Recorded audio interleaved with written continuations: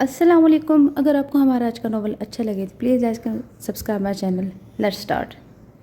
تم سب اندھے ہو کر بیٹھے ہوئے تھے یا بالکل فارغ الدماغ ہو گئے تھے سب کے سب؟ یہاں سے گھر کے گیٹ سے باہر نکلی وہ، اور تم لوگ کہہ رہے ہو کہ میں تم میں سے کسی کو پتہ ہی نہیں چلا. اگر اتنے ہی مفلوج ہو تو یہاں کر کیا رہے ہو؟ کہیں اور جا کر متخوری کرو. نکلو یہاں سے، دفع ہو جاؤ سب کے سب. وہ بول نہیں رہا تھا، حقیقتاً دہاڑ رہا تھا، جس کی گونج سے وہاں کھڑے تمام ملازم تھر تھر کانپ رہے تھے. اس کی آخری بات پر سب نے ہاتھ جوڑ لیے تھے. ہمیں کچھ نہیں پتا صاحب جی. جب بی بی ہم میں سے کسی کو کچھ بتائے بغیر نکل گئیں. میں تجھے شام کو کھانا بنوا رہی تھی خان سمجھ سے. میں سب پر موجود نہ ہوں تو یہ کھانا خراب کر دیتا ہے.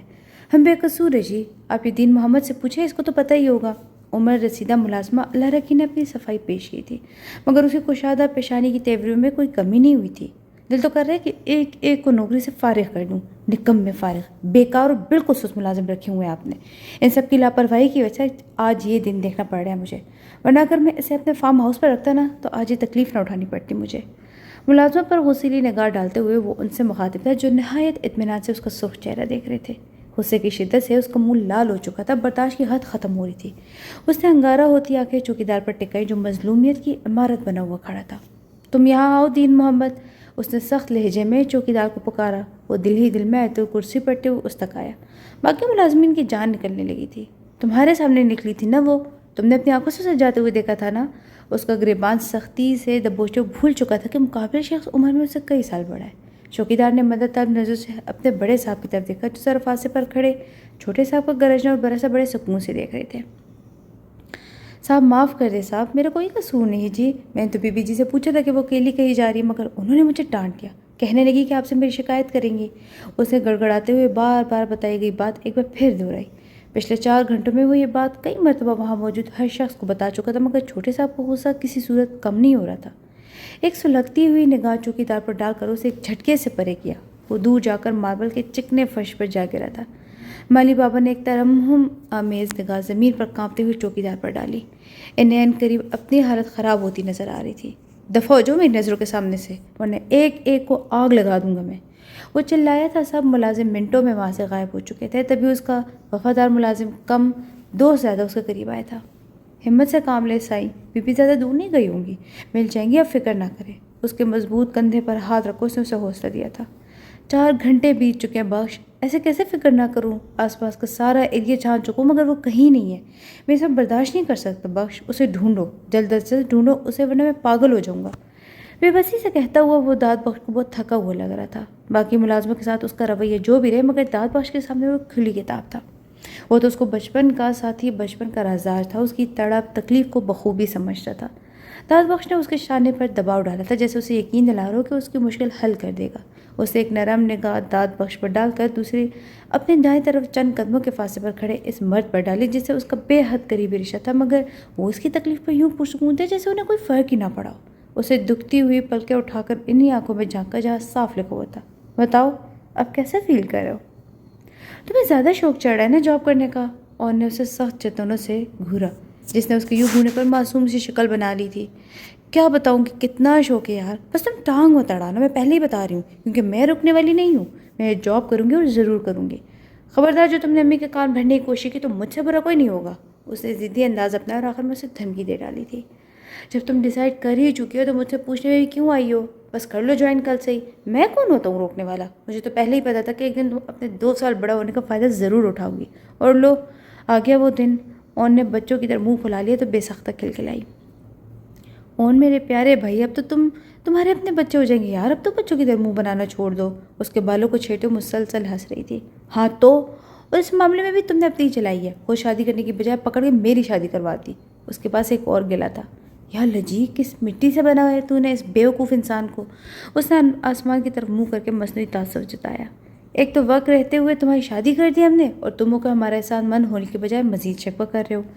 اس نے اون کو لتاڑا، بدلے میں ہولے سے مسکرا دیا تھا. زمل، اب تم بات کو گھما رہی ہو یار. سیدھے سیدھے بتا دو کہ تم یہ جاب کیوں کرنا چاہتی ہو؟ میری جاب کی وجہ سے پریشان ہو نا؟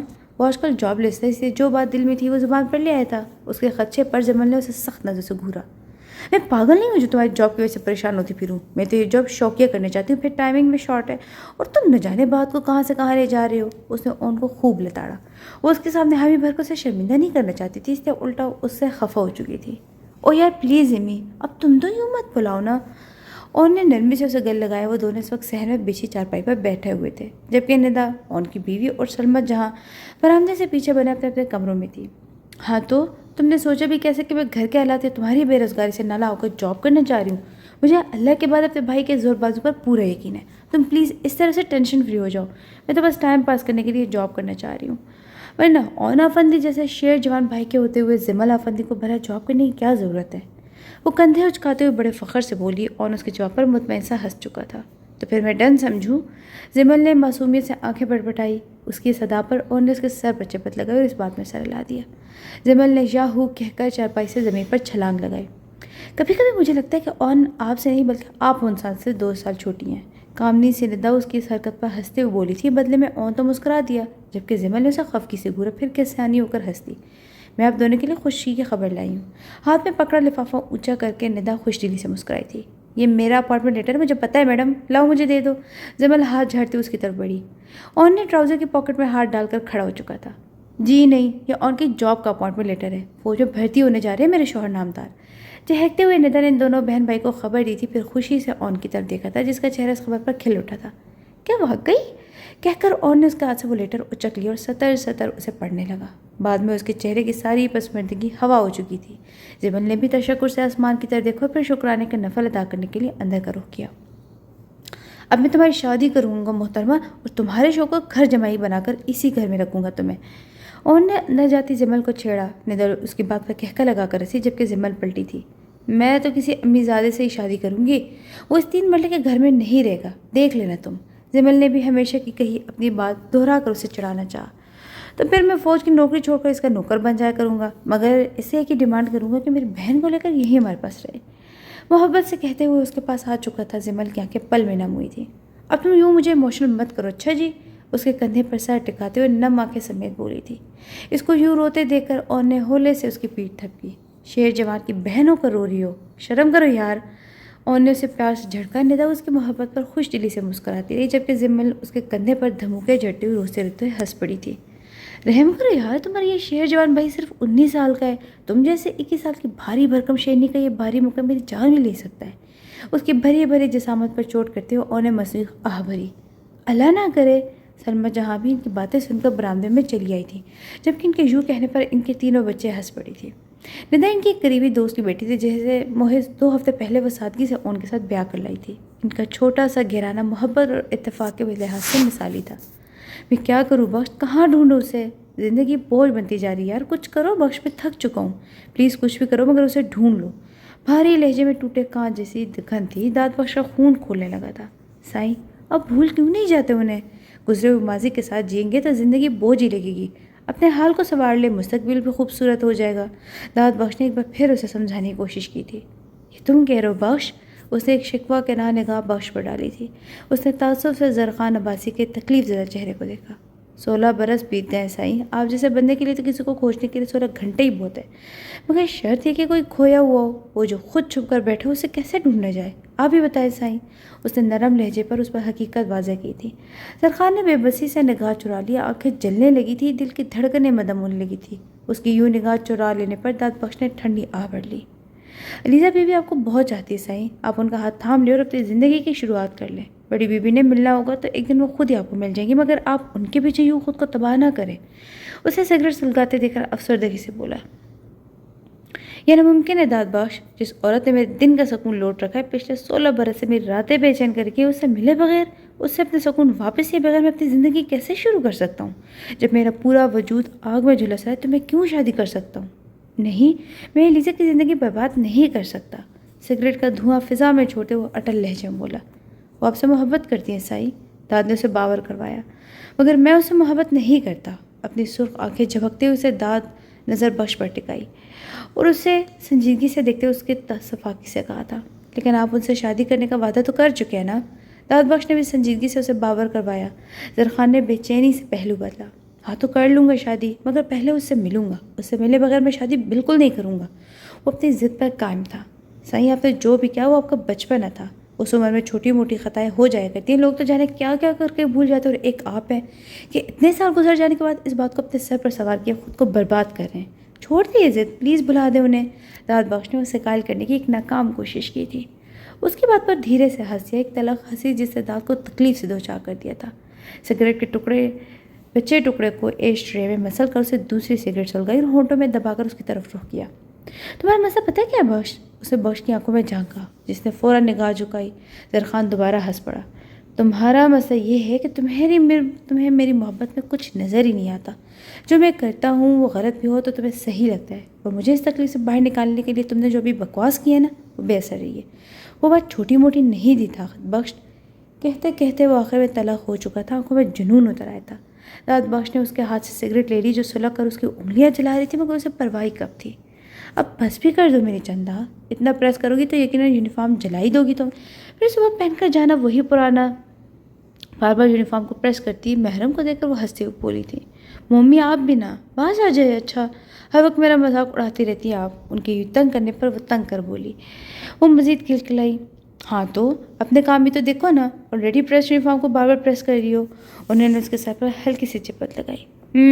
کیونکہ کل مجھے اسٹیٹ ریٹ بلایا جائے گا، سب اسٹوڈنٹس کا فوکس مجھ پر ہوگا، اگر میرے یونیفارم بھی ٹھیک سے پریس نہ ہو تو کتنی شرمندگی ہوگی۔ آپ ہی بتائیں نا۔ یونیفارم کو ہینگر میں لٹکاتے ہوئے محرم نے اسے اپنے تئیں سمجھایا۔ یہ تو ہے، انہوں نے اسی کے انداز میں معصومیت سے سر ہلایا۔ محرم ہنس پڑی۔ اچھا کوئی مزے کی بات بتاؤں؟ چٹکی بجاتے پرجوش سے بولی، پھر چوکڑی مار کر زمین پر بچھی چٹائی پر بیٹھ چکی تھی۔ انہوں نے چہرے پر تجسس سجایا اور اپنی معصوم بیٹی کی طرف دیکھا۔ بتاؤ۔ وہ بھی اس کے پاس ہی بیٹھ چکی تھی۔ ریتا بتا رہی تھی کہ میڈم نے لاہور سے مہمان خصوصی بلائے، اب مجھے ڈبل انعام ملے گا، پتہ ہے کیسے؟ اپنی ذہین آنکھوں میں اشتیاق بھر کر محرم نے ایک بار پھر انہیں سسپینس میں مبتلا کرنا چاہا۔ کیسے؟ ان کے لبوں کی مسکراہٹ گہری ہوئی تھی۔ وہ ایسے کہ ایک نام تو مجھے گورنمنٹ کی طرف سے ملے گا، دوسرا وہ گیسٹ آف آنر دیں گے جو لاہور سے آئیں گے۔ محرم نے مسکراتے ہوئے انہیں اپنے تئیں خوش کیا تھا اور وہ اسے دکھانے کو خوش ہو بھی گئی تھی۔ ارے واہ، یہ تو بہت اچھی خبر سنائی ہے تم نے، یعنی کہ اب مجھے بھی ڈبل ٹریٹ ملے گی۔ ایک آنکھ دباتے ہوئے انہوں نے محرم کے انداز میں ہی بات کی تھی۔ Mummy please don't copy my style. ان کی یوں آنکھ دبا کر بات کرنے پر مصنوعی خفگی سے چیخی تھی، بدلے میں وہ کھلکھلا کر ہنسی تھی۔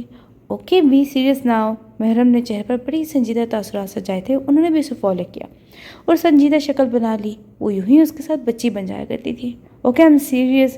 انہوں نے ہاتھ سے وکٹری کا نشان بنایا۔ ہاں تو میں کہہ رہی تھی کہ کل جو پیسے مجھے ملیں گے میں ان سے آپ کا علاج کرواؤں گی، پھر جب آپ ٹھیک ہو جائیں گی تو۔ اس کے بعد پوری نہیں ہو پائی تھی کہ انہوں نے بیچ میں اسے ٹوک دیا۔ کیوں؟ مجھے کیا ہوا جو تم میرا علاج کرواؤ گی؟ انہوں نے خفگی جتائی۔ زیادہ بنے مت، مجھے سب پتہ ہے جو آپ مجھے چھپ چھپ کر اپنا سر دباتی رہتی ہے نا، اور میڈیسن بھی لیتی ہیں، مجھے سارا پتہ ہے۔ اسی سر درد کی وجہ سے تو آپ کے بال بھی کتنے ہلکے ہوتے جا رہے ہیں، اور مومی آپ کی آئیبروز بھی وائٹ ہو رہی ہیں، and I don't like all this. وہ منہ بسو کر بولتے ان کے دل پر آریاں چلا رہی تھی۔ میری چندہ یہ تو معمولی سا سر درد ہے، کبھی کبھار ہو جاتا ہے، اس کا مطلب یہ تھوڑی نہیں کہ مجھے علاج کی ضرورت ہے، میں بالکل ٹھیک ہوں۔ تو ان پیسوں سے اپنے لیے ڈھیر ساری شاپنگ کرنا۔ اسے پیار سے پچکارتے ہوئے انہوں نے اسے مطمئن کرنا چاہا۔ ممی آپ کیوں بھول رہی ہیں کہ میں نے بایو کے سب میٹرک میں ٹاپ کیا ہے؟ مجھے سب کچھ نہیں پتا، مگر اتنی نادان بھی نہیں ہوں میں۔ کل اسکول سے آتے ہوئے میں آپ کو ہاسپٹل لے کر جاؤں گی، آپ تیار رہیے گا اور بس۔ محرم نے انہیں ڈپٹے کے انداز میں کہا تھا، اس کی یوں تحکم بھرے انداز پر وہ ہنسنے لگی۔ اتنی بڑی ہو گئی میری بیٹی کہ مجھے خود ہاسپٹل لے کر جائے گی۔ انہوں نے اپنی آنکھیں پھیلا لیں۔ بالکل میڈم محرم، ٹھیک 5 ماہ 4 دن بعد پورے 16 برس کی ہو جائیں گی۔ اس نے مصنوعی کالر اکڑائے۔ اچھا جی، جیسے مجھے تو پتہ ہی نہیں کہ میری بیٹی 16 برس کی ہونے والی ہے۔ میں تمہاری ممی ہوں ڈارلنگ، تم میری ممی بننے کی کوشش مت کرو، میں بالکل ٹھیک ہوں، ہاسپٹل نہیں جاؤں گی۔ اور تم اب یہ لائٹس آف کرو، ادھر میرے پاس آ کر لیٹ جاؤ جلدی سے، شاباش۔ کہہ کر قمیض کی شکنیں درست کرتی وہ اٹھ کھڑی ہوئی تھی، کمرے میں بچھے واحد پلنگ پر جا کر لیٹ چکی تھی۔ محرم نے خفگی سے ان کی جانب دیکھا، مگر وہ مسکراہٹ دبا کر کروٹ بدل چکی تھی۔ میں بھی جب بڑی ہو جاؤں گی نا تو گن گن کر بدلے لوں گی آپ سے، جب میرے سر میں بھی ایسا درد ہوا کرے گا نا تو میں آپ کو ہرگز سے بتاؤں گی اور چپکے چپکے آپ کی طرح رویا کروں گی۔ پھر جب آپ مجھے ہاسپٹل جانے کی کہیں گی تو میں بھی ایسے ہی کروں گی جیسے ابھی آپ نے میرے ساتھ کیا۔ بھرائے ہوئے انداز میں بولتے وہ ان کو اندر تک ہلا گئی، تڑپ کر سیدھی ہوئی۔ محرم، ان کی آواز میں واضح تڑپ تھی، جبکہ وہ ان کی پائتی بیٹھی رو رہی تھی۔ پاگل ہو گئی ہے تم، اتنی سی بات پر اتنا بڑا بڑا سوچتا ہے کوئی؟ خبردار جو آئندہ اپنے منہ سے ایسی کوئی بات نکالی تو ہمیشہ کے لیے ناراض ہو جاؤں گی میں تم سے۔ اسے اپنے سینے سے لگاتے ہوئے خود بھی رو پڑی تھی۔ تو پھر آپ کیوں ضد کر رہی ہیں؟ ابھی تو آپ 40 کی بھی نہیں ہوئی اور آپ کی آئی بروز وائٹ ہو رہی ہیں، بال بھی اتنی تیزی سے جھڑتے ہیں۔ اب بس چپ چاپ کل میرے ساتھ ہاسپٹل چلیے گا، ہم ڈاکٹر سے پوچھیں گے کہ کس کی وجہ سے آپ کے سر میں اتنا درد رہتا ہے۔ وہ سب بتا دے گا تو پھر میں آپ کا علاج پراپر کرواؤں گی. وہ تو سب کچھ پلان کیے بیٹھی تھی. اچھا ٹھیک ہے میری ماں, کہو تو ابھی چلتے, مگر تم یہ رونا بند کرو پلیز. انہوں نے نرمی سے اس کے آنسو صاف کیے. ان کے حامی بھرنے پر اس کا چہرہ کھل اٹھا تھا. Thanks mummy. وہ خوش ہوتے ہوئے ان سے لپٹ گئی. انہوں نے چپکے سے اپنی آنکھ سے نکلتا آنسو صاف کیا. ویسے تمہیں کیسے پتہ لگا کہ میں ابھی 40 کی نہیں ہوئی؟ اس کی پونی کھینچتے ہوئے پوچھا تو محرم نے ایک آنکھ دبا کر زبان ہونٹوں سے باہر نکالی. پرسوں صفائی کرتے آپ کا ID کارڈ ملا تھا, اس پہ دیکھا تھا آپ کی ڈیٹ آف برتھ. اس نے ہنستے ہوئے بتایا. انہوں نے مسکراتے اس بات میں سر ہلا دیا تھا. شہباز اینڈ سنز جوائن کیا. آج اسے 7واں دن تھا, مگر ابھی تک MD کے حضور پیشی نہیں ہوئی تھی اس کی. اس کا انٹرویو بھی مینیجر اور چند دوسرے کلیگز نے لیا تھا. اپنے چند سینئر سے اس کی اچھی خاصی سلام دعا ہو چکی تھی. سارا اسٹاف ہی کوآپریٹیو تھا اور اسی وجہ سے وہ چند دنوں میں کام کو بہت اچھا سمجھ چکی تھی. شروع کے 3 دن تو اسے اکاؤنٹنٹ کا کام لیا گیا, مگر پچھلے 4 دن سے اسے ریسیپشنسٹ کی سیٹ سنبھالی ہوئی تھی. بقول اسٹاف ممبرس کے کہ MD کافی سخت مزاج ہے, مگر چونکہ آج کل وہ آؤٹ آف کنٹری تھے, اسی زمل کی جاب روٹین میں ہی تو فی الوقت روی چین ہی چین لکھ رہا تھا. گھڑی صبح کے 9 بج رہی تھی. مطمئن سے اپنی سیٹ پر بیٹھی کمپیوٹر پر کچھ ٹیلی ورکنگ کر رہی تھی. مینیجر نے صبح آتے ہی اسے آرڈر دے دیا تھا کہ 9:30 بجے کے بعد کانفرنس روم میں میٹنگ, اور کسی بھی ریلیونٹ پرسن کو کانفرنس روم والی سائٹ پر انٹر بھی مت ہونے دینا. کی بورڈ پر چلتی اس کی آنکھوں کے ساتھ ساتھ اس کی سب آنکھیں انٹرنس سے داخل ہونے والی ہر شخص پر نظر رکھی ہوئی تھی. سارا اسٹاف اپنے کام میں مصروف تھا, جبکہ چند اسٹاف ممبرس کی ٹائمنگ 11 بجے کے بعد اسٹارٹ ہونے والی تھی. زمل مکمل تندہی سے اپنے کام میں مصروف ہو چکی تھی. بڑے انہماک سے مانیٹر کی اسکرین پر نگاہیں ٹکائی ہوئی تھی جب اس کی نظر گلاس ڈور دھکیل کر اندر داخل ہوتے اس شخص پر پڑی. رفس حلیے میں وہ شان بے نیازی سے چلتا ہوا وہ شخص اسی طرف آ رہا تھا. زمل مطمئن ہو کر دوبارہ مانیٹر اسکرین کی طرف متوجہ ہو چکی تھی, کیونکہ وہ جانتی تھی کہ ہرانے والے شخص کی طرف وہ بھی پہلے اسی کے پاس آئے گا. پھر دفعتاً اسے چونکنا پڑا. ریسیپشن پر رکنے کی بجائے وہ کانفرنس روم کی طرف جاتے ہوئے کوریڈور کی طرف مڑ گیا. ایک پل کو تو وہ ہونو کرے گی کہ اب کیا کرے, مگر اگلے ہی پل پھرتی سے اس کی طرف دوڑ لگائی تھی. او ہیلو مسٹر, رکیے پلیز, کہتی ہوئے جلدی سے اس کے سامنے آئی تھی. بھاگنے کے باعث سانس پھول چکا تھا, جبکہ یوں راستہ روکے جانے پر مقابل کی کشادہ پیشانی پر بل پڑ چکے تھے. زمل نے اوپر سے لے کر نیچے تک اس شخص کو دیکھا جو بلیک ٹراؤزر بلیک ہی ٹی شرٹ میں ملبوس اپنی شاندار ہائٹ میں بالکل بھی عام نہیں لگ رہا تھا. کون ہے آپ, اور ادھر کدھر جا رہے ہیں؟ سختی سے کہتے ہوئے زمل نے کانفرنس روم کی طرف اشارہ کیا. سوری ٹو سے بٹ مینرز نام کی کوئی چیز نہیں ہے کیا آپ میں وہاں ریسیپشن پہ بیٹھی آپ کو نظر نہیں آ رہی تھی جو آپ یوں دندناتے ہوئے اس طرف آ گئے؟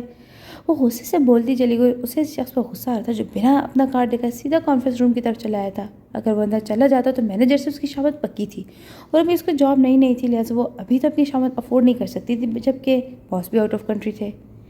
Your good name please. مقابل نے کوئی جواب دینے کے بجائے الٹا اسی سے اس کا نام پوچھ لیا تھا. چہرے کے تاثرات ناقابل فہم تھے. کلین شیو میں اس کا نکھرا ہوا چہرہ بے حد بھلا لگ رہا تھا, مگر زمل کو تو اپنی جاب کی پڑی تھی. Not mine, your good name please. Zamal نے سخت چتونت سے اسے گھورا. اس کے یوں گھورنے پر شاہ کے چہرے پر ناگواری ظاہر آئی. آپ جانتی بھی ہیں کہ کس سے بات کر رہی ہیں آپ؟ اسے سرد لہجے میں زمل کو جیسے چیلنج کیا تھا. وہ تب چکی تھی. شاہ نے آنکھیں سکیٹ کر کچھ حیرت سے اس کو سرخ پڑتے رخسار دیکھے. دیکھیے مسٹر, میں واقعی نہیں جانتی کہ میں کس سے بات کر رہی ہوں. نہیں جاننے کا شوق رکھتی ہوں, but it's my duty. So please آپ وہاں ریسیپشن پر آئیں, اپنا کارڈ دکھا ویٹنگ ایریا میں ویٹ کریں. میں مینیجر صاحب کو بتا دیتی ہوں آپ کے بارے میں, but firstly you have to tell me about yourself. Reception کی طرف پلٹتے ہوئے زمل نے سنجیدگی سے کہا. شاہ نے گہری نگاہ اس لڑکی پر ڈالی جس کا کانفیڈنس قابل دید تھا. پھر اس کے ریسیپشن تک پہنچنے سے پہلے اس سے آگے بڑھا تھا. کوریڈور کے لاسٹ پر بنے MD کے آفس روم میں گھس گیا. زمل کی جان پر بنائی کہ جانے کون تھا جو یوں باس کے آفس روم میں گھس چکا تھا. زمل نے اس مصیبت سے نمٹنے کے باس کے روم کی طرف دوڑ لگائی. تبھی اسے پیچھے سے مس ثنا نے آواز لگائی تھی. ثنا اسے 2 سال سینئر تھی اور باس کی پرسنل سیکرٹری تھی. خوفزدہ سی پلٹی تھی. وہ مس ثنا, زمل ہکلائی تھی. بیوقوف, یہاں کیا کر رہی ہو؟ Just go and hold your seat. Boss واپس آ گئے, مجھے مینیجر نے بتایا ہے. آج دفتر آئے گا, بس آتے ہی ہوں گے. اگر انہوں نے خالی ریسیپشن دیکھ لیا نا تو تمہیں نوکری سے نکال دیں گے. جاؤ جا کر اپنی سیٹ پر بیٹھو. ثنا نے اس نے آہستگی سے ڈپٹا تھا. وہ سب بھول بھال کر اپنی سیٹ کی طرف دوڑی. دل دھک دھک کر رہا تھا کہ یقیناً آج اس کمپنی میں اس کا آخری دن تھا, کیونکہ اس کی آنکھوں کے سامنے ایک ارریلیونٹ پرسن MD کے آفس روم میں جا گھسا تھا, اور ڈر کے مارے کسی کو بتا بھی نہیں پائی تھی. کتنی دیر تک آفس میں کسی ہنگامے کی منتظر رہی, مگر جب سب ابھی کب اپنے کام میں مصروف رہی تو خود بھی پرسکون ہو چکی تھی. وہ خود بھی کام میں لگ کر بھول بھال چکی تھی. گھڑی کا چھوٹا سا حصہ شام کے 4 بجا رہا تھا جب اسے باس کے حضور پیشی کا آرڈر ملا تھا. زمل نے چونک کر اپنے سر پر کھڑی مس ثنا کو دیکھا تھا. اسے بمشکل خود کو کہنے سے روکا تھا. اسے تو باس جیسی کسی شی کو آفس میں آتے دیکھا نہیں تھا, مگر مستعدن خاموش رہی. ہوائیاں کیوں اڑ رہی ہے تمہاری؟ ریلیکس یار, بس جو بھی پوچھے وہ ہاں ہوں میں جواب دے دینا. چلو اب جلدی سے جاؤ. ثنا نے اسے ہاتھ سے پکڑ کر کھڑا کر دیا. وہ خشک پڑتے لبوں کو تر کرتے ہوئے مرے قدموں سے باس کے آفس روم تک آئی تھی. گلاس ڈور کو ذرا سا دھکیل کر اسے اندر جھانکا. پورا روم خالی تھا۔ زمل کو حیرت ہوئی مگر تبھی اس کی نگاہ باس کی چیئر پر پڑی جس کا رخ دائیں طرف تھا۔ ٹیبل پر ایک ہاتھ دھرا ہوتا جبکہ وہ خود شاید نیچے جھکے کچھ ڈھونڈ رہے تھے۔ زمل صرف ان کے گھنے بال دیکھنے میں کامیاب ہو پائی تھی۔ کچھ دیر تو انہیں کٹر پٹر کرتے دیکھ رہی، پھر ہمت کر کے بولی تھی، میں کم ان سر؟ اس کی کامتی آواز پر وہ اپنی مصروفیت ترک کر کے سیدھے ہوئے تو نتیجتاً جو چہرہ زمل کے سامنے آیا تھا اسے دیکھ کر اس کی چیخ نکلتے نکلتے بچی تھی۔ دفعتاً مسرا نے اسے پیچھے سے ہلکا سا پوچھ لیا تھا اور ایسے سے بیسٹ آف لک کہہ کر دروازہ بند کر کے پلٹ چکی تھی۔ اب وہ بالکل دروازے سے چپکی کھڑی ایم ڈی شہباز حسن کو دیکھ رہی تھی جو نہایت اطمینان سے ریوالونگ چیئر پر سیدھے ہو کر بیٹھ چکے تھے۔ تو آپ ہیں نیو ریسیپشنسٹ؟ ان کا بھاری مگر تنزیہ لب و لہجہ زمل کو ہوش میں لے آیا تھا۔ آپ؟ اس کے حلق سے پھنسی پھنسی سی آواز نکلی تھی۔ شہباز حسن نے اس کی غیر ہوتی حالت دیکھ کر بمشکل اپنی مسکراہٹ روکی۔ جی میں ہی ہوں، سٹ پلیز۔ انہوں نے اسے بیٹھنے کا اشارہ کیا تھا۔ انگلیاں چٹکھاتے ہوئے ان کے ٹیبل کے اس پار رکھی چیئر گھسیٹ کر بیٹھ چکی تھی۔ شہباز حسن نے بغور اس کی سبز آنکھوں میں امڑتی نمی کو دیکھا جسے وہ پل کے جھپکا کر اپنے اندر اتارنے کی کوشش کر رہی تھی۔ صبح آپ نے میرا نام پوچھا تھا، بتا دے دو کہ خاک سار کو شہباز حسن کہتے ہیں، مگر یہاں اس آفس میں سب مجھے سر کہتے ہیں۔ آپ بھی مجھے سر ہی کہیں گی۔ Now tell me your good name please. اپنے مزاج کے خلاف وہ اسے کافی نرمی سے بات کر رہے تھے۔ زمل آفندی اس کے نرم رویے پر کچھ پر اعتماد ہوتے ہوئے بولی تھی، تو بی کام کیا ہوا آپ نے؟ بھاری سنجیدہ آواز اس کا دل دھڑکا رہی تھی۔ رفولیے میں بھی وہ شخص بلا شبہ اتنا ہی شاندار تھا کہ زمل آفندی اسے نگاہ نہیں ملا پا رہی تھی۔ جی سر۔ مٹھیوں کو سختی سے بھیج کر اسے بڑی ہمت سے جواب دیا تھا۔ جانے کون سا جادو تھا مقابل کی شخصیت میں کہ اس جیسی کانفیڈنٹ لڑکی کی ہتھیلیاں ارکالود ہو رہی تھی۔ اکاؤنٹنٹ کے بجائے ریسیپشنسٹ کی جاب کو کیوں ترجیح دی آپ نے؟ ایک اور سوال کیا گیا تھا۔ اس کے سوال پر جب سے ادھر ادھر دیکھتی زمل نے نگاہ اٹھا کر شاہ کی طرف دیکھا جو بے تاثر نگاہوں سے اس کی جانب دیکھ رہا تھا۔ زمل نے خود کو ڈپٹا اپنا اعتماد بحال کرنے کی بھرپور کوشش کی۔ ایکچولی سر میں نے یہاں اپلائی تو اکاؤنٹنٹ کی جاب کے لیے کیا تھا، بٹ میرے جوائن کرنے کے 2 دن بعد ہی ریسیپشنسٹ نے ریزائن کر دیا تھا۔ اس سے پچھلے 2-4 دن سے میں سر خالد کے کہنے پر ریسیپشنسٹ کی سیٹ پر کام کر رہی ہوں۔ اس نے تقریباً مضبوط لہجے میں تفصیل سے جواب دیا تھا۔ شاہ نے اس بات پہ سر لائے، اوکے، ریسیپشنسٹ کا ارینج ہو جاتا ہے تو پھر آپ اکاؤنٹنٹ کا ہی چارج سنبھالیں گی۔ شہباز حسن نے سنجیدگی سے کہا۔ جی سر، وہ تندہی سے بولی۔ ٹھیک ہے، اب آپ جا سکتے ہیں، اینڈ اگر آپ کو یہاں کسی بھی پرابلم ہو تو وداؤٹ ہیزیٹیشن آپ ڈائریکٹ مجھے میرے آفس میں آ کر بتا سکتی ہیں، انہوں نے نرمی سے کہا تھا۔ تھینکس سر، ہولے سے مسکرا کر بولی۔ شاہ نے اس بات پہ سر لائے جانے کے لیے پلٹی، پھر ایک پل کو رکی اور مڑ کر شہباز حسن کی طرف دیکھا، اسی کی جانب دیکھ رہے تھے۔ صبح والی بدتمیزی کے لیے ایکسٹریملی سوری سر، ایکچولی میں نے آپ کو پہچانا نہیں، میں نے آپ کو پہلے کبھی دیکھا نہیں تھا نا، تو بس اس لیے۔ زمل نے شرمندگی سے کہا، نگاہیں جھکائے ایکسکیوز کرتی وہ بہت معصوم لگ رہی تھی۔ اس کی بات پر مقابل کے لبوں پر ایک خوبصورت تبسم بکھر گئے۔ ان کی خاموشی محسوس کر کے زمل نے نگاہ اٹھائی تھی مگر ان کو نرمی سے مسکراتے دیکھ کر زمل کی ہارٹ بیٹ مس ہوئی تھی۔ اسے گھبرا کر اپنے دل پر ہاتھ رکھ لیا، پھر اس نے اپنی جانب متوجہ دیکھ کر فوراً ہاتھ نیچے بھی کر لیا تھا کہ یہ کیا ہو رہا تھا اسے۔ اس اوکے مس زمل، جس حلیے میں آج آفس آیا تھا نا، اس میں آپ کا کنفیوژن ہے، کوئی انوکھی بات نہیں۔ Don't be worried, it's all okay, Shah نے نرم مگر سنجیدہ لہجے میں کہا۔ اور اس بات پر سر ہلاتے ہوئے فوراً وہاں سے نکلی تھی جبکہ شہباز حسن نے اس بیوقوف لڑکی کے بارے میں سوچ اپنی ہنسی دبائی، پھر سر جھٹک کر اپنا لیپ ٹاپ کھول کر اپنا کام میں مصروف ہو چکا تھا مگر زمل آفندی پھر ٹھیک سے اپنا کام مصروف نہیں رہ پائی تھی۔ وائٹ BMW کا دروازہ کھول کر اس نے کچلی زمین پر مضبوط قدم جمائے تھے۔ اپنا قیمتی موبائل، بلیک گوگلز داد بخش کے ہاتھ میں تھماتے ہوئے اپنے سامنے کھڑی گورنمنٹ اسکول کی اس عمارت کو دیکھا جو جانے کتنے سال پرانی تھی۔ زرخان نے دوسری نگاہ داد بخش پر ڈالی، نگاہ میں واضح خفگی اور ناراضگی تھی۔ اس کام کے لیے تم خود بھی آ سکتے تھے شاید، انداز بیزاریت سے بھرپور تھا۔ بڑے صاحب کا حکم تھا کہ ادھر آپ ہی آئیں گے، اس نے مسکراہٹ دبا کر مؤدب انداز میں کہا۔ خود تو وہ لمبے ٹور پر نکل گئے لے کے مجھے یہاں پھنسا دیا، اکتاہٹ بھرے لہجے میں کہتا اسکول کے بڑے سے گیٹ کی طرف بڑھا جہاں پہلے سے پرنسپل کھڑی تھی اور گیٹ کے دائیں بائیں کافی اسٹوڈنٹس ہاتھوں میں گلاب کی پتی لیے اس کے استقبال کی کھڑی تھی۔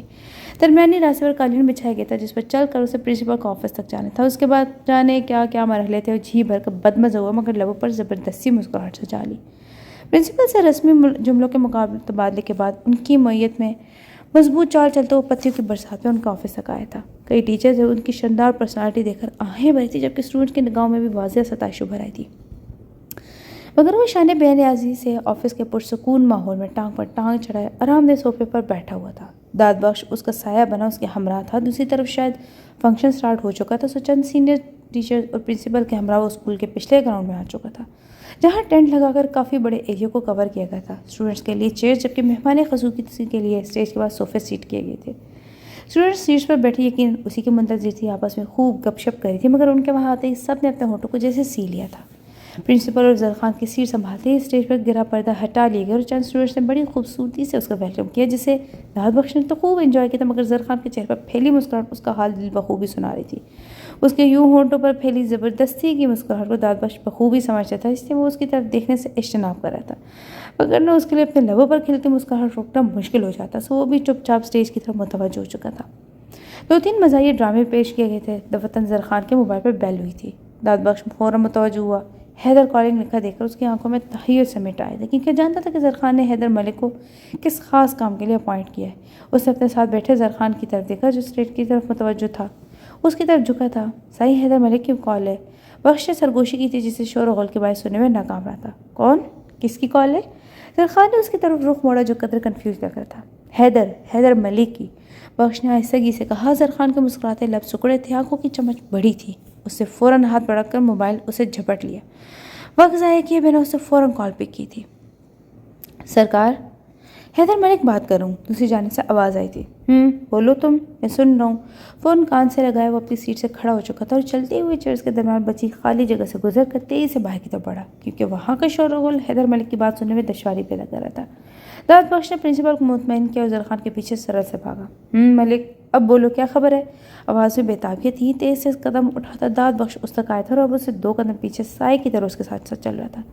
میدان کے بارے میں پکی خبر ہے سر، حیدر ملک بڑی تیزی سے بول رہا تھا۔ زرخان کے چلتے قدم میں تیزی آ چکی تھی، جبکہ دل کی دھڑکنیں مدھم ہونے لگی۔ جلدی بتاؤ کیا خبر ہے، جلدی بولو ملک۔ لبوں پر زبان پھیرتے ہوئے اس کو بولنے کا منتظر تھا۔ میرے پاس آپ کے لیے 2 خبریں، ایک اچھی اور دوسری بری۔ آپ بتائیں پہلے کون سی سناؤں؟ سرشار سے پوچھا تھا۔ زرخان کے چلتے قدموں کی رفتار میں کمی آئی تھی۔ گراؤنڈ فلور کے قریب وہ اب لمبے کوریڈور میں چل رہا تھا۔ کوریڈور کے دائیں جانب کلاسز تھی، جبکہ بائیں جانب اسکول کا اگلا گراؤنڈ تھا۔ داد بخش اسے ٹوکنا چاہتا تھا کہ ایک جگہ کھڑے ہو کر فون سن لے، مگر اسے ٹوک نہیں پایا، کیونکہ اس کی دلی حالت سمجھ رہا تھا۔ پہلے بری خبر سناؤ ملک، مگر یاد رکھے خبر اتنی بری نہ ہو کہ میں تو شوٹ کر دوں، اور اچھا خبر وہی ہونی چاہیے جو میں سننا چاہتا ہوں۔ زرخان نے سنجیدگی سے کہا۔ بری خبر یہ ہے کہ عباسی صاحب کہ میڈم دماغی کینسر کے آخری اسٹیج پر ہے۔ دھڑام! کوئی آندھی طوفان کی طرح آ کر اسے ٹکرایا تھا، نتیجتاً موبائل اس کے ہاتھ سے چھوٹ کر سیمنٹ کے فرش پر گرا تھا۔ ایک پل کو تو زرخان کو سمجھ ہی نہیں آیا کہ ہوا کیا، پھر اگلے ہی پل تیزی سے جھکا تھا، اپنے سامنے سر پکڑے لڑکی کے پیروں میں سے اپنا موبائل اٹھایا تھا۔ داد بخش نے حیرت سے اسے زمین پر جھکتے دیکھا تھا۔ یہ وہ شخص تھا جسے کبھی بچپن میں جھک کر اسکول شوز کے تصویر بند کرتے نہیں دیکھا تھا۔ اس کی کوئی چیز زمین پر گر جاتی تو بھلے ہی وہ کتنی قیمتی ہوتی، زرخان عباسی جھک کر چیز ہی اٹھاتا تھا، جبکہ اس کا سایہ بنا داد بخش اٹھایا کرتا تھا، مگر آج سچویشن ہی ایسی تھی کہ بنا سوچے سمجھے جھک چکا تھا۔ حالانکہ اگر وہ اس وقت اپنے باپ سے بات کر ہوتا نا اور موبائل اس کے فرنشڈ بچھے امپورٹڈ قالین پہ بھی گرتا تو کبھی نہ اٹھاتا، مگر آج کی بات ہی اور تھی۔ داد نے افسردگی سے اپنے سائے کی طرف دیکھا، جو موبائل کی ٹوٹی ہوئی اسکرین کو ٹچ کر کے چیک کرنا چاہ رہا تھا۔ کیا یہ کال چل رہی ہے؟ بند ہو چکی تھی، مگر حقیقتاً وہ قیمتی موبائل ناکارہ ہو چکا تھا۔ داد بخش نے آگے بڑھ کر اس کے کندھے پر ہاتھ رکھنا چاہا، مگر اس سے پہلے زرخان نے موبائل ہاتھ میں پکڑا، پوری شدت سے دائیں جانب دیوار پر دے مارا تھا، پھر اگلے پل دوسرا ہاتھ کا ایک بھرپور تھپڑ سامنے کھڑی خوفزدہ سی لڑکی کے گال پر مارا تھا۔ چٹاخ! پورے کوریڈور میں آواز گونجی تھی، جبکہ داد بخش نے بنا وقت ضائع کیے آگے بڑھ کر زرخان کی کمر پہ بازو ڈالا تھا، جو دوبارہ اس لڑکی کی طرف دیکھ رہا تھا، جو ناک سے نکلتے خون پر ہاتھ رکھے رو رہی تھی۔ جاہل لڑکی، نظر نہیں آ رہا تھا تمہیں؟ وہ دھاڑا تھا، اس کو پورا چہرہ آگ ہو رہا تھا، جبکہ روتی ہوئی محرم باقاعدہ کانپ رہی تھی۔ سائی سنبھالے خود کو۔ اس کی کمر میں بازو ڈال کر داد بخش نے بمشکل اسے سنبھالا تھا، جو اپنے سامنے کھڑی محرم کو ختم کرنے کے در پہ تھا۔ سوری سر، میں نے جان بوجھ کر آپ کو موبائل نہیں توڑا۔ سسکتے ہوئے اپنی صفائی دے رہی تھی۔ زرخان نے ایک جھٹکے سے اپنا آپ داد بخش سے چھڑوایا اور ایک شعلہ بار نگاہ لرزی اس لڑکی پر ڈالی، جو اس کو یوں گھوڑنے پر ڈر کر پیچھے دیوار سے جا لگی تھی۔ پورا بدن ہچکولے کی زد میں تھا، اس کو بس چلتا تو زرخان سے بچنے کے لیے شاید دیوار کے اندر ہی کہیں گھس جاتی۔ خوفزدہ نظر سے زرخان کے لال سرخ چہرے کی جانب دیکھتی سہمی ہرنی لگ رہی تھی۔ داد بخش نے تعصب سے اس کی طرف دیکھا، جس کے سرخ گال پر زرخان عباسی کے ہاتھ کے 5 انگلیوں کے نشان بہت واضح تھے۔ اس کی نازک کپکپاتی انگلیاں ناک سے نکلتے خون کو روکنے میں ناکام ہو رہی تھیں۔ میں آج ہی آپ کو اس کے پیسے دے دوں گی، دیوار سے چپکتی کانپتی آواز سے بولتی۔ جسٹ شٹ اپ، دفعہ ہو جاؤ یہاں سے، وہ سرد لہجے میں چلایا۔ سنسان پڑے کوریڈور میں اس کی بھاری آواز گونجی تھی، مزید سہم ہوئی تھی۔ اس کے چلانے پر مارے خوف کے محرم کے حلق سے گھٹی گھٹی سی چیخ نکلی تھی، جسے منہ پر اپنا دوسرا ہاتھ رکھ کر اسے بمشکل دبایا تھا۔ داد بخش فوراً آگے بڑھتا سختی سے زرخان کے کندھے پر ہاتھ جمایا تھا کہ اس سے زیادہ کرنے کی نہ اسے اجازت تھی اور نہ ہی جرأت۔ زرخان نے سختی سے اس کا ہاتھ جھٹکا، پلٹ کر کوریڈور سے سامنے اور گراؤنڈ کی طرف اتر تھی۔ 2-3 سیڑھیوں کے کنارے پر جا کھڑا ہوا تھا۔ رگوں میں لاوا اتر رہا تھا، کسی صورت ٹھنڈا نہیں ہو پا رہا تھا۔ پلر پر سختی سے ہاتھ جمائے وہ گراؤنڈ کی کچی مٹی کو گھور رہا تھا۔ داد بخش فوراً سے سکتی ہوئی محرم کی طرف بڑھا تھا، جیب سے رومال نکال کر اس کی طرف بڑھایا تھا۔ رسی بھیگی پلکیں اٹھا کر اسے ایک طرف سامنے کھڑے ہمدرد کو دیکھا، پھر رومال جھپٹنے والے انداز میں پکڑا، وہاں سے بھاگتی چلی گئی۔ زرخان نے سلگتی نظروں سے دور ہوتی محرم کو دیکھا تھا۔ بیوقوف لڑکی، ناگواری سے بڑبڑایا۔ سائی آپ پلیز ریلیکس ہو جائیں۔ داد نے اس کے شانے پر ہاتھ رکھا جس کا چہرہ ضبط غم سے سرخ ہو رہا تھا، آنکھوں میں خون اتر رہا تھا۔ 30 منٹ ہے تمہارے پاس، ان 30 منٹ کے اندر میرے لیے نیو موبائل لو اور میرے موبائل کا سارا ڈیٹا ریکور کرو، اور ٹھیک 30 منٹ بعد مجھے یہاں سے پک کرو بخش، تب تک میں یہاں کا معاملہ نپٹاتا ہوں۔ اس کے ہاتھ سے بلیک گوگلز لے کر اسے چہرے آنکھوں کو چھپایا جس میں تیزی سے نمی اتر رہی تھی۔ آپ فکر نہ کریں سائی، میں 20 منٹ میں یہ کام کر لوں گا، بخش نے اسے یقین دلایا تھا۔ زرخان نے اس بات پر سر ہلائے واپس کبھی گراؤنڈ کی طرف چلنے لگا۔ دماغی کینسر کی آخری سٹیج، اسے لگ رہا تھا کہ اس کا دل پھٹ جائے گا، مگر دل کو سنبھالے ہوئے دوبارہ شور و غل میں آیا تھا۔ یہ تو صرف وہی جانتا تھا کہ اس نے کس طرح خود کو کمپوز کیا تھا۔ صوفے پر جا کر بیٹھتے ہوئے اس سے پرنسپل سے جلدی اختتام کی درخواست کی، جس پر انہوں نے خوشگواری سے اپنی گردن ہلائی تھی۔ تھوڑی دیر میں پرنسپل نے اسے تالیوں کی گونج میں سٹیج پر بلایا تھا۔ اندرونی انتشار کے باعث وہ مسکرا بھی نہیں پایا اور غائب دماغی سے سٹیج پر کھڑا رہا۔ جب بھرپور تالیوں کی گونج میں اسکول کی ٹاپر کو پکارا گیا تھا، لڑکیوں کی حد سے زیادہ شور مچانے پر بھی بیک سائڈ سے آنے والے اسٹوڈنٹس کی طرف متوجہ ہوا تھا۔ گلابی پنکھڑی جیسے ایک نازک لبوں پر دھیمی مسکراہٹ سے جائے سفید یونیفارم میں اسٹوڈنٹ نے گائے جھکائے اس تک آئی تھی۔ زرخان نے اسٹوڈنٹس کے آ جانے پر چونک کر اس کے گلابی گال کو دیکھا، جس میں سے ایک پر 5 انگلیوں کے نشان بہت واضح تھے۔ اسے پہچاننے میں دیر نہیں لگی تھی کہ نشان کس کے ہاتھ کے تھے۔ سامنے کھڑی اسٹوڈنٹس کوئی اور ہی نہیں، وہی لڑکی تھی جس کے باعث ابھی کچھ دیر پہلے اسے بہت اہم خبر ملتے ملتے ادھوری رہ چکی تھی۔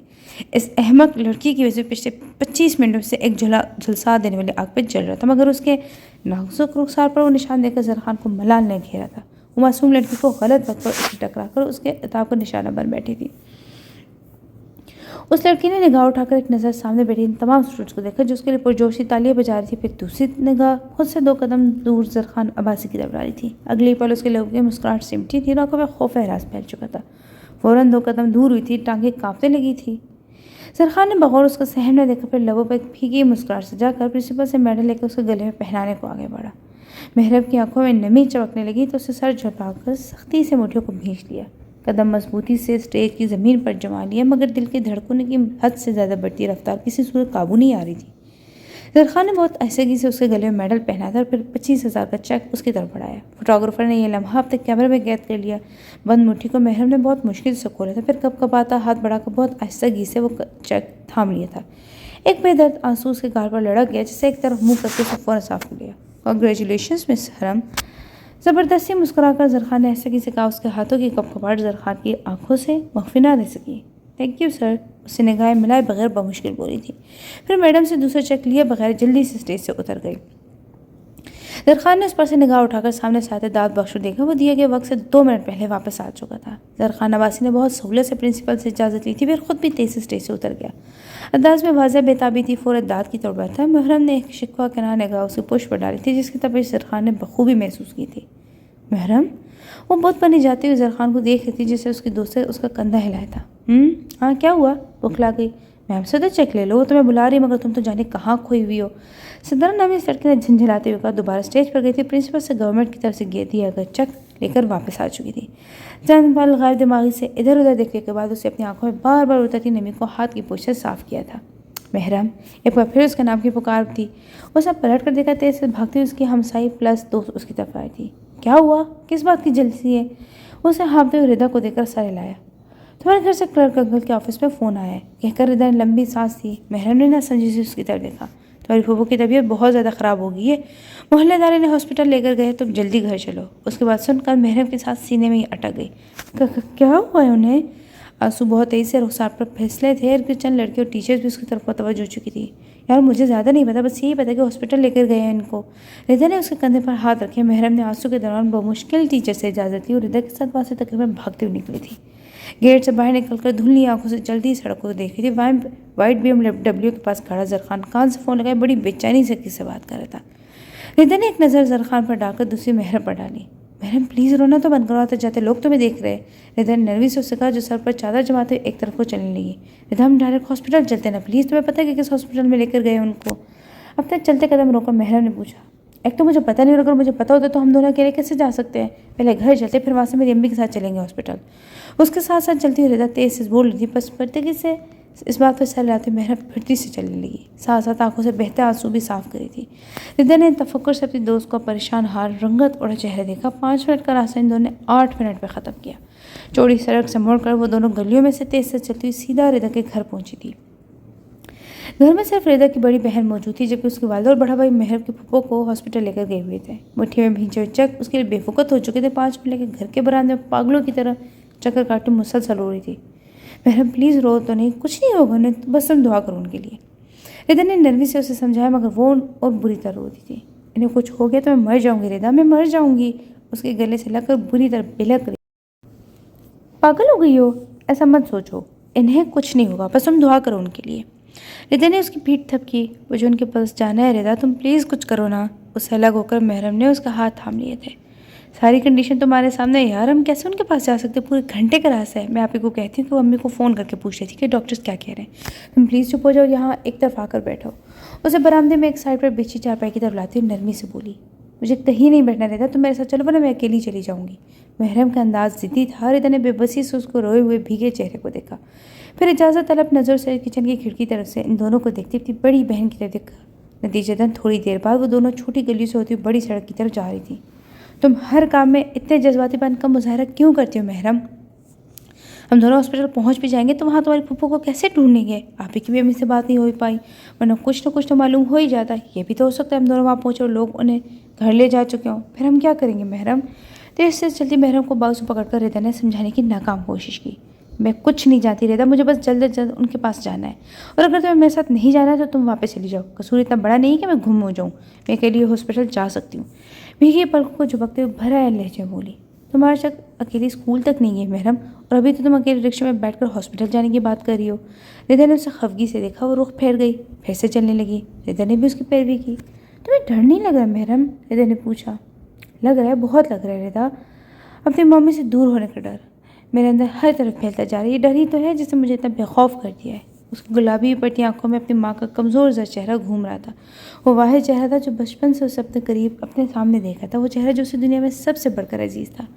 گال پر لڑکتا آنسو صاف کرتے اس نے اپنے دل ہی دل میں اپنے رگو جاں سے عزیز ترین ہستی کے لیے لمبی زندگی کی دعائیں مانگی تھی۔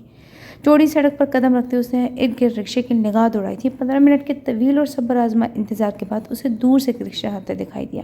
اس سے پہلے کہ رکشہ ان دونوں تک آتا ہے، تیز سے فراٹے بھرتی وائٹ BMW ان کے قریب آ رک گئی۔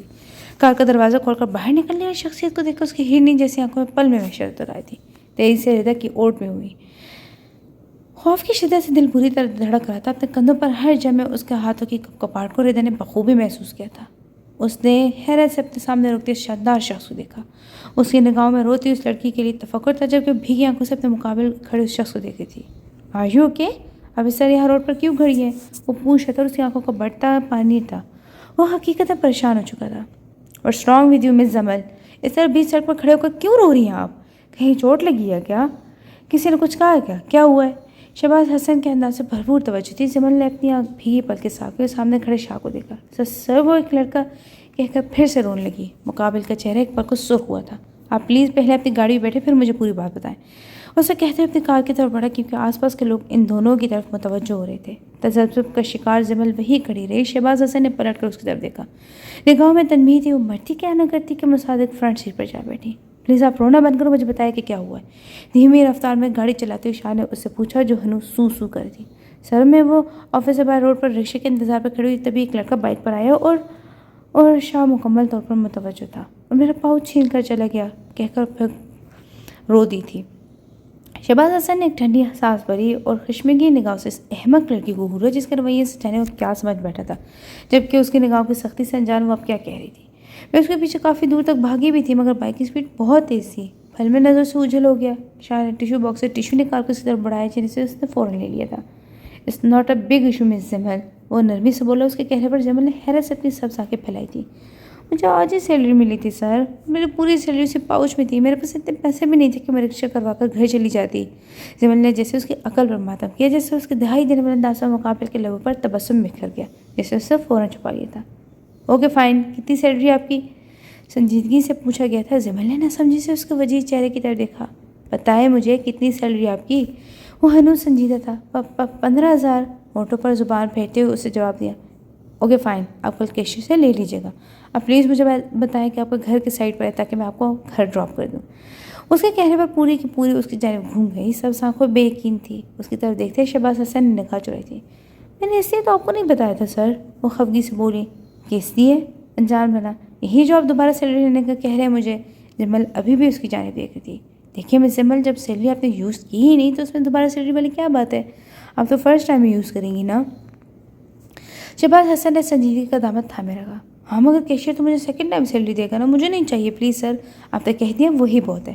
اٹس آل اوکے، وہ تو میں اس لیے رو رہی تھی کہ گھر کیسے جاؤں گی، اب جب آپ مجھے ڈراپ کر رہے ہیں تو دیکھیں میں بالکل چپ ہوں، کہتے ہوئے خوش دلی سے مسکرائی تھی۔ شاہ کی نگاہیں ایک پل کن لبوں کے مسکراہٹ پر ساکت ہوئی، پھر نگاہ پھینک کر نرمی سے مسکرا دیا۔ میں آپ کو اس لیے پے نہیں کر رہا کہ آپ کی سیلری کو ایک چور اڑا لے گیا اور آپ ڈیزرو کرتی ہیں، بلکہ اس لیے پے کر رہا ہوں کیونکہ اٹس مائی فالٹ، میری کمپنی کے ہر چھوٹے بڑے امپلائی کو pick and drop facility per provide کی گئی ہے اور آپ کو ابھی تک یہ فیسلٹی نہیں ملی تو یہ کمپنی کی غلطی ہے، اس غلطی کی وجہ سے آپ کے ساتھ یہ حادثہ ہوا ہے، تو پھر یہ تو کمپنی کا رائٹ بنتا ہے نا کہ آپ کا نقصان پورا کرے۔ دھیمی لہجے میں بولتا وہ شخص جمل کے گرد ایک حصار بن رہا تھا، نرمی سے کہتا وہ بے حد بھلا لگ رہا تھا، باریک لبوں کے تراش میں کھلنے والی نرم مسکراہٹ بڑی دل فریب تھی۔ اس کا لہجے، اس کی باتوں، اس کی آواز کی گمبھیرتا میں کھونے لگی۔ جمل کو یک ٹک اپنی جانب دیکھتا پا کر وہ چونکا تھا۔ آپ سے پوچھ رہا ہوں مس جمل، ایم آئی رائٹ؟ اسے سنجیدگی سے پوچھا۔ ہاں یس میں بھی، وہ چونک اٹھی پھر نرمی سے مسکرا دی۔ بس پھر کل کیشیئر سے اپنی سیلری لے لیجیے گا اور کل سے آپ کو کمپنی کا driver he pick and drop کرے گا۔ شاہ کا انداز پرسکون تھا۔ جی اچھا، ہاتھوں کو مسلتے ہوئے جمل گاڑی سے باہر دیکھنے لگی۔ اب بتائیں کہاں ڈراپ کروں آپ کو؟ وہ یا اس روڈ کے اینڈ سے لیفٹ لے لیں، اور پھر جمل سے پوچھ کے وہ اسے گھر سے ذرا دور ڈراپ کر گیا تھا۔ گھر کے راستے پر چلتے اس کے قدموں میں سرشاری تھی، آج جمل کا دل کسی اور ہی لے پر دھڑک رہا تھا۔ بات ہوئی حیدر سے؟ بخش کے ہاتھ سے موبائل لے کر اس سے بے تابی سے پوچھا۔ میری بات ہو چکی ہے، آپ پہلے یہاں سے باہر چلیے پلیز، اور میری آپ سے ایک ہی درخواست ہے کہ آپ میری پوری بات تحمل سے سنیں گے۔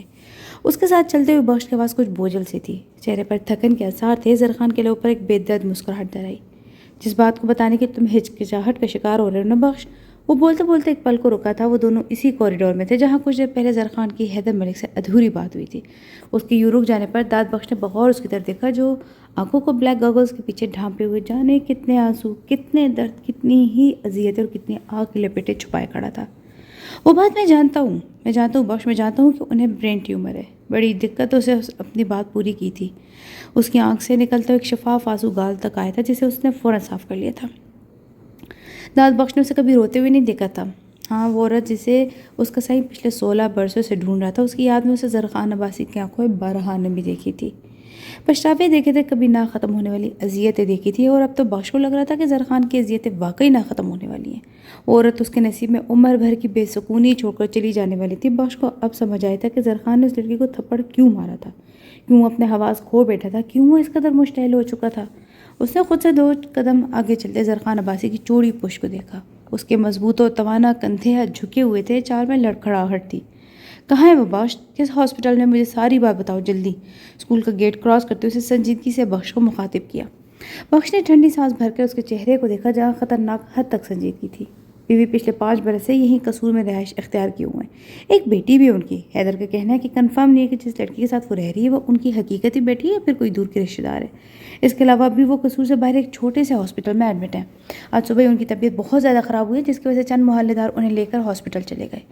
حیدر ملک ابھی اس ہاسپٹل میں ہے اور وہاں سے مزید انفارمیشن حاصل کرنے کی کوشش کر رہا ہے۔ ابھی تک تو خبر یہی ہے سائیں کہ ڈاکٹرز بی بی جی کو ڈسچارج کرنے میں ہچکچاہٹ کا شکار ہے، لیکن بی بی کی بیماری کا علاج کرنے سے بھی قاصر ہیں۔ میرے خیال ہے کہ ہمیں ڈائریکٹ اسی ہاسپٹل جانا چاہیے۔ کہہ کر داد نے تائیدی نظر سے اس کی جانب دیکھا۔ زرخان نے گوگلز اتار کر ایک نگاہ کچی سڑک پر ڈالی تھی، پھر بخش کی طرف دیکھا۔ روم نمبر، بیڈ نمبر بتایا اس نے؟ اس کی آواز بھاری ہو رہی تھی جبکہ لال بوٹی ہوتی شہد رنگ آنکھیں بخش کا دل کاٹ چکی تھی۔ سائیں، داد بخش نے تڑپ کر اسے پکارا تھا، جو اب گاڑی سے سر ٹکائے لمبے لمبے سانس دے رہا تھا۔ سب ختم ہو گیا بخش، سب ختم ہو گیا۔ اونچا لمبا مرد رو رہا تھا۔ بخش نے فوراً سے اسے تھام کر سیدھا کیا۔ اس کی بھیگی آنکھیں داد بخش کو تکلیف سے دوچار کر چکی تھی۔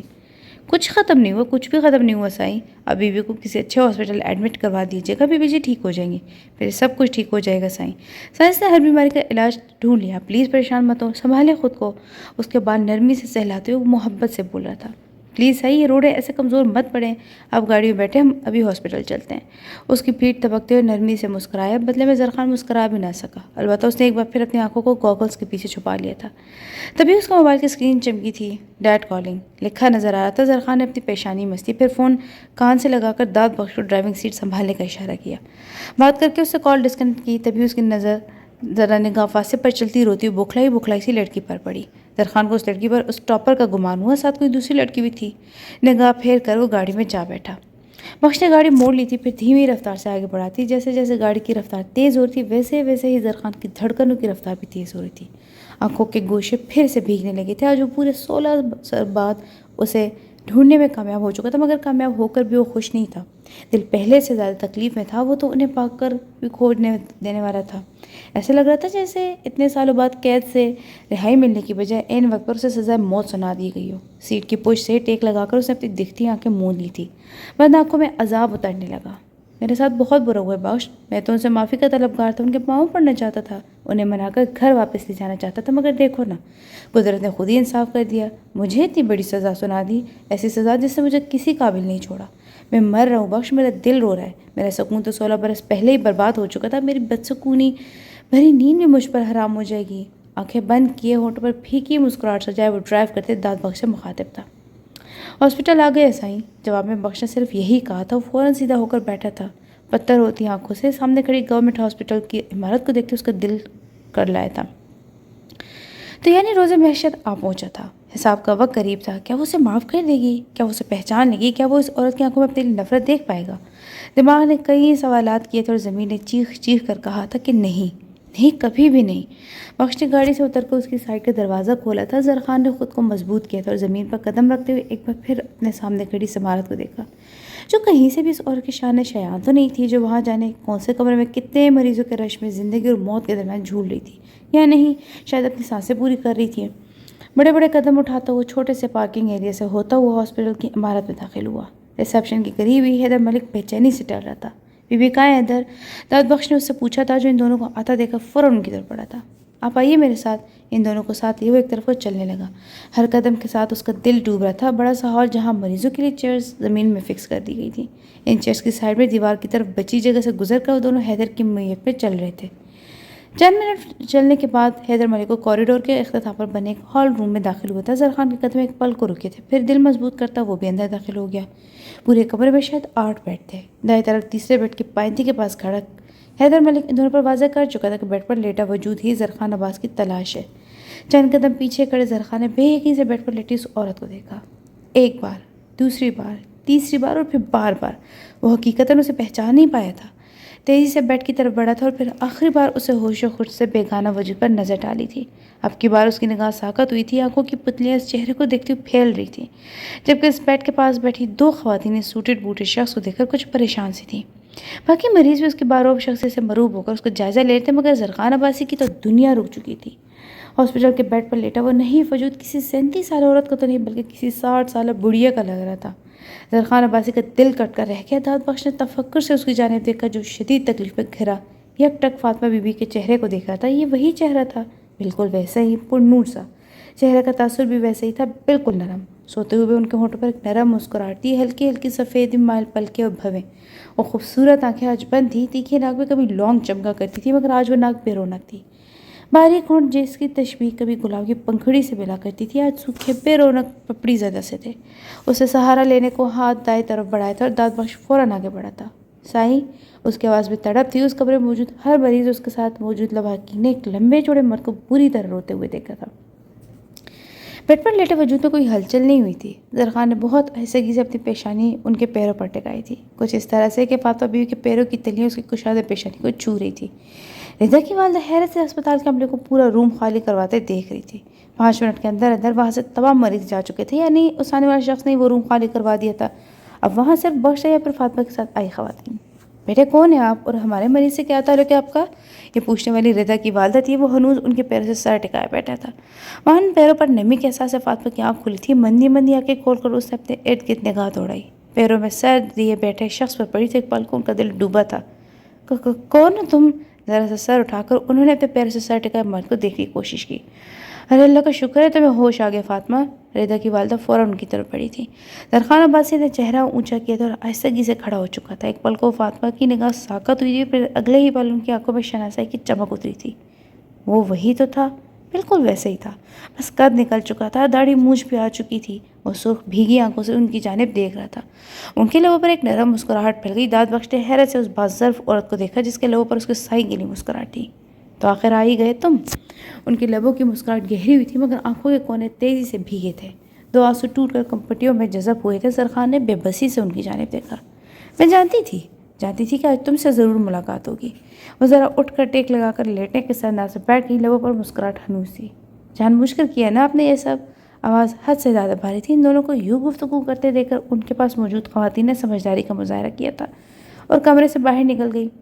اب جانتی تھی نا کہ میں آپ سے ملنے کے لیے ترس رہا ہوں، آپ کے قدموں میں سر رکھنے کے تڑپ رہا ہوں، سب جانتی تھی نا آپ، اسی لیے آپ مجھ سے بھاگتی رہی ہے نا مومی؟ وہ بچوں کی طرح سسک رہا تھا، انداز میں خفقی تھی، آواز جذبات سے بوجھل تھے۔ فاطمہ کی آنکھیں لفظ مومی پر پھر بھیگنے لگے۔ یہ ایک لفظ کہنے میں تم سے بہت دیر کر دی زرخان، اس کے نام سے پکارتے ہوئے تکلیف زدہ سی کہہ رہی تھی۔ ایسا مت کہے پلیز۔ وہ تڑپ کر ان کے پاس آیا تھا۔ I am sorry. وہ اٹکا تھا، ان کا ہاتھ نرمی سے تھام کر شرمندہ سا بولا تھا۔ میں جانتا ہوں کہ میرا گناہ ناقابل معافی، مگر پلیز آپ مجھے معاف کر دیں۔ میں تو بہت برا ہوں، سچ میں بہت برا ہوں، مگر آپ تو بہت اچھی ہیں نا، آپ مجھے معاف کر دیں پلیز۔ میں بہت تکلیف میں ہوں، بہت مشکل میں ہوں، میری مشکل آسان کر دیں، مجھ پر رحم کر دیں، مجھے معاف کر دیں، مجھے سکون دے دیں پلیز پلیز ممی پلیز مجھے معاف کر دیں۔ ان کے ہاتھ کو آنکھوں سے لگائے بچوں کی طرح رو رہا تھا، رو تو وہ بھی رہی تھی، دل تو ان کا بھی پھٹ رہا تھا۔ کب چاہا تھا انہیں کو بے سکون رہے، کب چاہا تھا کہ یوں بلک بلک کر روئے۔ مت رو، کیوں رو رہے ہو؟ ابھی تو زندہ ہوں میں۔ تم صحیح وقت پر آئے ہو زرخان، غلط تو تم نے کر دیا میرے ساتھ، وقت سے پہلے آ کر اپنے ساتھ تو ٹھیک کر لیے تم نے، میرے ساتھ بہت غلط کیا۔ میں تو چاہتی تھی کہ تم تب آتے جب میں جا چکی ہوتی، جب میری آنکھیں ہمیشہ ہمیشہ کے لیے بند ہو جاتی، تب تمہیں کون معافی دیتا زرخان، کون معافی دیتا؟ وہ خود بھی سسک رہی تھی۔ میں تم سے اسی لیے بھاگتی رہی کیونکہ میں تمہیں معاف نہیں کرنا چاہتی تھی، اب سامنے آ گئے ہو تو یہ دل نرم پڑ گیا ہے، معافی دیے بغیر تو مجھے سکون ملے گا نہیں، میں بے چین رہوں گی۔ میں نے کبھی تمہارا برا نہیں چاہا میری جان، باخدا کبھی برا نہیں چاہا۔ اس کے بعد سہلاتے ہوئے نرمی سے بول رہی تھی۔ زرخان نے سرخ انگارہ ہوتی آنکھیں کھول کر ان کا مسکراتا چہرہ دیکھا تھا۔ دانت بخش کی آنکھیں بھی فاطمہ کے ظرف پر نرم ہو چکی تھیں۔ میں نے تمہیں معاف کیا زرخان، اس کے آنسو صاف کرتے نرمی سے بولی۔ سچ میں معاف کر دیا؟ وہ بھی یقین سے یک ٹک ان کی جانب دیکھ رہا تھا۔ سزا نہیں دیں گی مجھے؟ وہ بھیگی آواز سے پوچھ رہا تھا۔ اس کے سوال پر مسکرا اٹھی۔ 16 برس تھوڑے ہے کیا؟ اس کی ٹھوڑی نرمی سے چھوتے ہوئے ہنستے ہوئے پوچھ رہی تھی۔ دانت بخش کی حیرت اتنی تھی، کیا تھی وہ عورت؟ کس مٹی سے بنی تھی جس شخص نے اس کی پوری زندگی برباد کر ڈالی تھی، اسے نہ صرف معاف کر دیا تھا بلکہ اس سے بے حد محبت سے بات کری تھی۔ اگر آپ نے مجھے واقعی معاف کر دیا تو پھر چلے میرے ساتھ، آپ یہاں نہیں رہیں گے میرے ساتھ چلے اپنے شہر، اپنے گھر۔ وہ بہت آہستگی سے درخواست کرا تھا۔ فاطمہ کے لبوں کی مسکراہٹ سمٹ چکی تھی، آنکھوں میں سختی در آئی تھی۔ میں نے تمہیں معاف کر دیا زرخان، اس گھر کو، اس گھر کے در و دیوار کو، اس گھر کے مالک کو مرتے دم تک معاف نہیں کروں گی۔ ان کا لہجہ اٹل تھا، انداز میں کوئی رعایت نہیں تھی۔ آپ کی طبیعت ٹھیک نہیں ہے فاطمہ مام، میں آپ کو اس انڈر ڈیولپ ہاسپٹل میں مرنے کے لیے نہیں چھوڑ سکتا، پلیز آپ میرے ساتھ چلیں، گھر مت جائیے گا مگر یہاں سے چلیں پلیز۔ زرخان ملتجی ہوا۔ سعید ٹھیک ہے بیوی، میری ڈاکٹر سے بات ہو چکی ہے، ان کے پاس آپ کے مرض کا کوئی علاج نہیں ہے، اگر آپ یہاں رہیں گی تو آپ کی طبیعت مزید بگڑ جائے گی، آپ سعید کے ساتھ لاہور چلیں، ہم وہیں آپ کا علاج کروائیں گے۔ دانت بخش نے معتبانہ کہا تھا۔ مجھے کہیں نہیں جانا داد، میں بالکل ٹھیک ہوں، انہوں نے زرخان کی طرف دیکھتے ہوئے باش کو جواب دیا۔ مگر آپ کی رپورٹس ٹھیک نہیں ہیں، زرخان کے لہجے میں تکلیف تھی۔ مجھے فرق نہیں پڑتا، میری بیٹی میرے لیے پریشان ہو رہی ہوگی زرخان، مجھے گھر جانا ہے، پلیز تم ان ڈاکٹر سے بات کرو نا، یہ لوگ مجھے جانے نہیں دے رہے، مجھے محرم کے پاس جانا ہے۔ محرم کا ذکر کرتے ان کی آنکھیں نم ہو چکی تھی۔ یعنی آپ نے مجھے معاف نہیں کیا؟ زرخان بے بس ہوا۔ نہیں ایسا نہیں ہے، میں تمہیں معاف کر چکی ہوں مگر یہاں رہنا میری مجبوری ہے، میری بیٹی تمہارے یا میرے ماضی کے بارے میں کچھ نہیں جانتی، میں تمہارے ساتھ نہیں جا سکتی، تم پلیز میری بات کو سمجھو۔ ان کی بے بسی سے کہنے پر بے چین ہو چکا تھا۔ تو اس پہ فکر کرنے والی تو کوئی بات نہیں ہے نا موم، آپ میرے ساتھ چلیں، آپ کی بیٹی کو بخش لائے گا، وہ بھی وہی رہے گی، ڈونٹ یو وری پلیز۔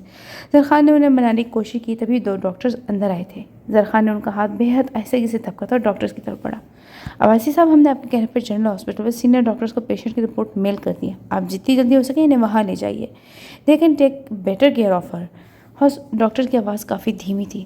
اینڈ پلیز اب آپ ان سے مزید بات چیت کرنے سے اوائڈ کریں اور آپ کوشش کریں کہ پیشنٹ ٹینشن فری رہے، انہیں زیادہ سے زیادہ دماغی سکون ملنا چاہیے تاکہ یہ اپنی نیند سو سکے، ادویات سے لی گئی نیند ان کے لیے بہتر نہیں ہے۔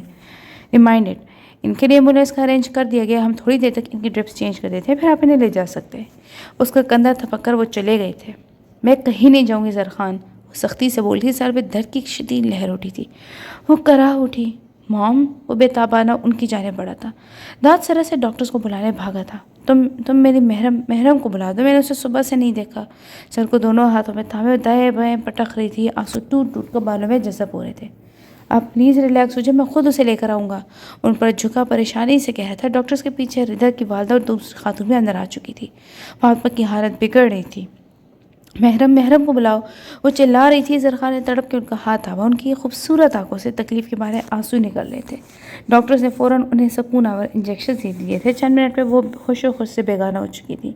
زرخان نے نم آنکھوں سے ان کے لٹھے کے مارے سفید پڑتے چہرے کو دیکھا. آنکھیں مسلتے ہوئے داد بخش کی جانب متوجہ ہوئی. 10 منٹ تک ایمبولینس آ جائے گی. تم ایمبولینس میں مام کے ساتھ جاؤ, اور اگر کوئی بھی پرابلم ہو تو فوراً مجھے کال کر لینا. ممی کی بیٹی کو لے کر میں ڈائریکٹ ہاسپٹل لے آؤں گا. میرے آنے سے پہلے ممی کا ٹریٹمنٹ شروع ہو جانا چاہیے. داد خود کو کمپوز کرتا سنجیدگی سے اسے ہدایت دے رہا تھا. جیسا آپ نے کہا ہے بالکل ویسے ہی ہوگا, صحیح, آپ بے فکر ہو جائے. وہ مستعدی سے بولا. گڈ. اس کا کندھا تھپک کر وہ دونوں خواتین کی طرف بڑھا جو ہونا کھڑی ساری کارروائی دیکھ رہی تھی. میں فاطمہ مام کا بیٹا ہوں. اسے جھجکتے ہوئے ان دونوں خواتین سے اپنا تعارف کروایا. ان کی آنکھیں مزید پھیلی تھی. وہ اونچا لمبا ایک بھرپور مرد 40 سال فاطمہ کا بیٹا کیسے ہو سکتا تھا؟ ردا کی والدہ آنکھیں پھاڑے اس اوپر سے نیچے تک دیکھ رہی تھی. زرخان نے نگاہ پھیلی. یقیناً آپ دونوں انہیں یہاں لے کر آئی ہیں. آپ نے ان کی دیکھ بھال کی. اتنا خیال رکھے, سب کے لیے میں آپ کا بے حد شکر گزار ہوں. کیا آپ دونوں مجھے فاطمہ مام کی بیٹی کے پاس لے کے جا سکتی ہیں؟ وہ بہت شائستگی سے پوچھ رہا تھا. اس کا بھاری لہجہ کافی دلکش لگ رہا تھا. ارے نہیں بیٹا, یہ تو ہمارا فرض ہے, شکر کی کوئی بات نہیں ہے. اور محرم بیٹی تو یہ فرخندہ ردا کی والدہ کے گھر ہی ہوں گی. ان کی بیٹی کے ساتھ اسکول جاتی ہے نا وہ. فاطمہ کو گھر نہ پا کر وہ انہی کے گھر چلی گئی ہوگی. ردا کی والدہ کی بجائے دوسری عورت نے جواب دیا. اسے کافی مروب ہو چکی تھی. آپ دونوں چلے پھر میرے ساتھ. ظاہر سی بات ہے, میں اکیلا تو ان کے گھر جا نہیں سکتا. اس سے سنجیدگی سے کہا. ان کے اس بات میں سر ہلانے پر زرخان نے ایک نرم نگاہ سوتی ہوئی فاطمہ پر ڈالی. پھر ان دونوں خواتین کے ساتھ ہاسپٹل کے ہمارے سے باہر نکل آئے. بیٹھے پلیز. اس نے خود ان دونوں کے لیے گاڑی کا دروازہ کھولا تو دونوں خواتین گاڑی میں بیٹھ چکی تھی. وہ سرت سے ڈرائیونگ سیٹ پر آ کر بیٹھا تھا. گاڑی پارکنگ ایریا سے باہر نکالی. اونچے راستوں پر بہت مہارت سے گاڑی ڈرائیو کر رہا تھا. دونوں خواتین چپ چاپ بیٹھی بس گاڑی کا جائزہ لے رہی تھی. تقریباً 15 منٹ کی مسافت کے بعد وہ ردا کی والدہ کے بتائے گئے راستے پر گاڑی ڈال چکا تھا. مزید 5 منٹ بعد وہ ایک چوڑی کچی سڑک پر گاڑی بھگا رہا تھا. بس بیٹا, یہاں اسی سڑک پر تھوڑا سا آگے جا کر ہمارے محلے کو جاتی ہے گلی آئے گی. تم وہی گاڑی روک دینا, میں خود جا کر محرم بیٹیا کو لے آؤں گی. سامنے سڑک پر دیکھ کر بات کرتی ردا کی والدہ کی چلتی زبان یکدم رکی تھی, جبکہ ان کے چپ ہوتے ہی دوسری خاتون بول پڑی تھی, کیونکہ یقین اس کی نگاہ بھی سامنے تھی. ارے فرخندہ, پتہ یہ تو آپ کی ردا ہے نا, اور شاید محرم بیٹی بھی ہے اس کے ساتھ. دور سے ہی وہ دونوں بکھلائی سی لگ رہی تھی. دونوں اسکول یونیفارم میں ملبوس تھی. زرخان ان دونوں خواتین کی گفتگو سن چکا تھا. اس کی نظر بھی 9 لڑکیوں پر پڑ چکی تھی. گاڑی کی سپیڈ ذرا سی بڑھا کر اسے اگلے ہی پاس سڑک پر کھڑی ان دونوں لڑکیوں سے ذرا فاصلے پر گاڑی کو بریکس لگائے تھے. ان دونوں میں سے فاطمہ مام کی بیٹی کون ہے؟ اسے گردن موڑ کر ان دونوں سے پوچھا. انداز میں عجلت تھی. وہ بائیں طرف جو کھڑی ہے سفید چادر میں. ردا کی والدہ نے جواب دیا. گاڑی کا دروازہ کھول کر سرحد سے باہر نکلا تو ان دونوں کی طرف بڑھا, جبکہ پیچھے دونوں خواتین گاڑی کے دروازے نبرد آسماں ہونے لگی جو یقیناً ان سے نہیں کھولنے والا تھا.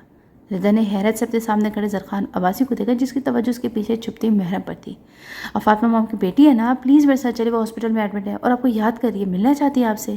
بے حد نرمی سے بات کر رہا تھا, جبکہ ردا کی پشت میں منہ چھپائے کھڑی محرم نے اپنی مامی کے نام پر فوراً آنکھیں کھول کر چہرہ اوپر کیا تھا. اب ٹھٹکنے کی باری زرخان عباسی کی تھی. ایک بار پھر وہ وہی چہرہ اس کے سامنے تھا. روئی روئی گلابی آ کر پھولے سرخ گال, وہ چھوٹی سی بچی لگ رہی تھی. آپ کیسے جانتے ہیں میری مامی کو؟ تھوک نگلتے وہ اٹک کر بولی. زرخان عباسی کو صحیح معنی میں شرمندگی ہو رہی تھی. سامنے کھڑی لڑکی کوئی اور نہیں, وہی ٹاپر تھی جسے 2 گھنٹے پہلے وہ تھپڑ مار چکا تھا. میں ان کا بیٹا ہوں, وہ سنجیدگی سے بول رہا تھا. لیکن وہ تو میری مامی ہے. سامنے کھڑے شخص کے ڈر کے باعث وہ ٹھیک سے احتجاج بھی نہیں کر پائی.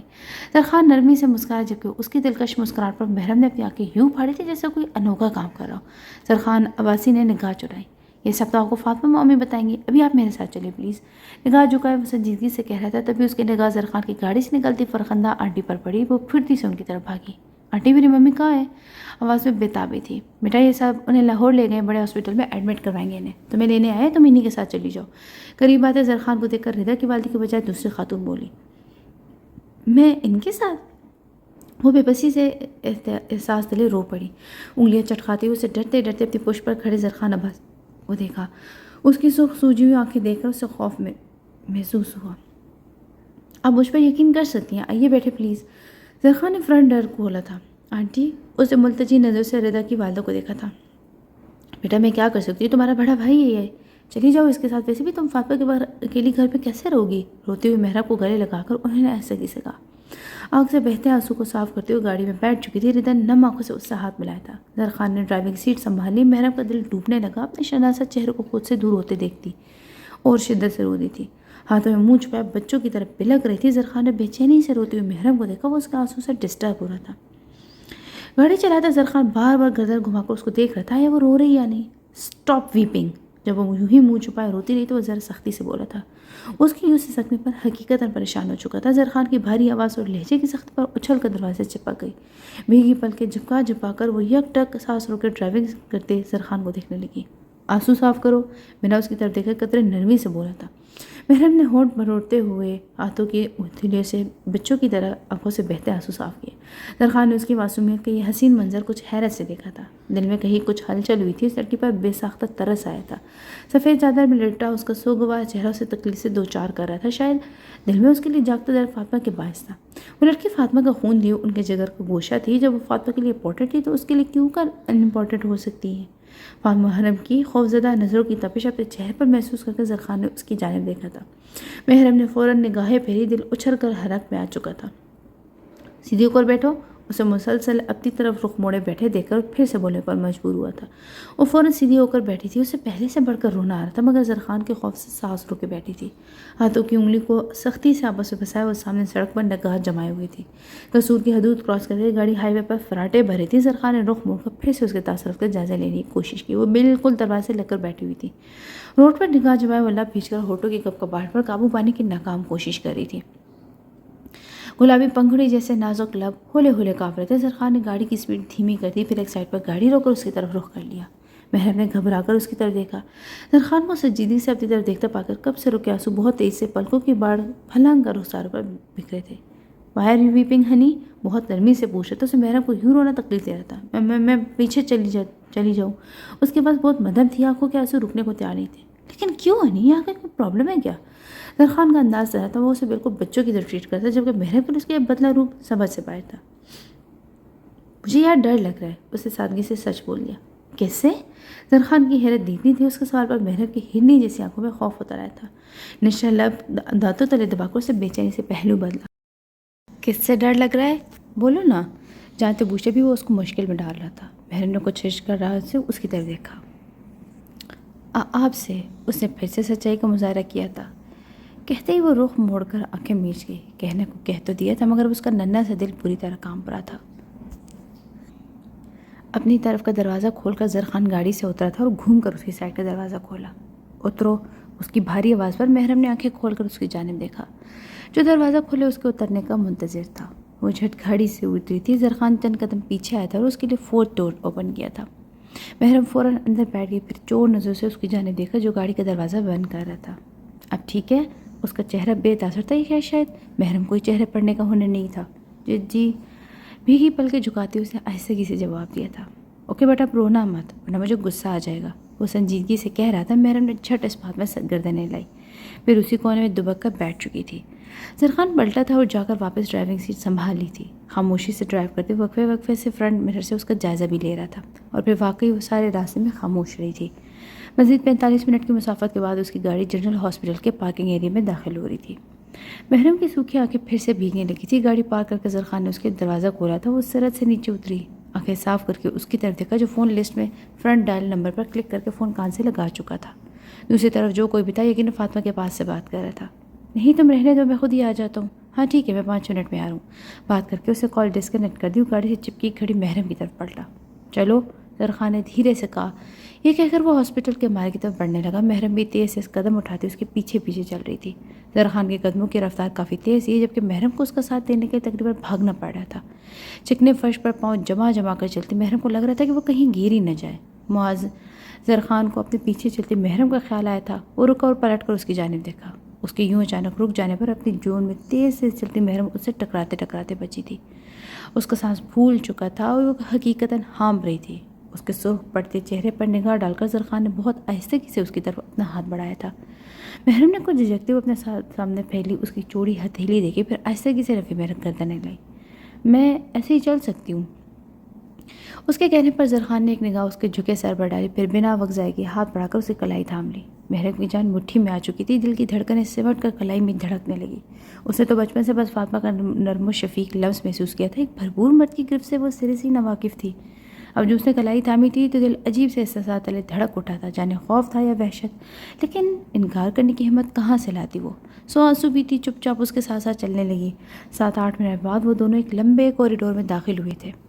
کوریڈور کے شروع میں ہی داد بخش ایک کمرے سے باہر نکلا تھا۔ محرم کی کلائی چھوڑ کر سرت سے اس کی جانب بڑھا۔ Is every thing okay? وہ بےتابی سے پوچھ رہا تھا۔ داد بخش نے بہت آہستگی سے نفی میں سے گردن ہلائی۔ بیوی کا علاج اب ممکن نہیں رہا صحیح، کوئی بم تھا جو بخش نے اس کے سر پر پھوڑا تھا۔ وہ ویران پڑتی آنکھوں سے داد بخش کے ہلتے لب دیکھ رہا تھا، کان کچھ اور بھی سن رہے تھے مگر دل ماننے سے انکاری تھا، جبکہ اس کی غیر ہوتی حالت کو دیکھ کر بخش بہت دھیمی آواز میں سر جھکائے کہہ رہا تھا، انہیں زیادہ سے زیادہ ریلیکسیشن کی ضرورت ہے، اور بالفرض اگر وہ ریلیکس رہتی بھی ہیں تب بھی 6 یا 7 ماہ سے زیادہ نہیں جی پائیں گی۔ دوسری صورت میں یعنی اگر انہیں کوئی شوق اسٹریس ملتا ہے تو ان کی کوئی وین ڈیمیج ہو سکتی ہے، ٹیومر پھٹ۔ اس کے بعد زرخان نے کاٹ دی تھی۔ بس کر دو بخش، چپ ہو جاؤ، اپنے بال مٹھی میں جکڑتے ہوئے درشتگی سے بولا۔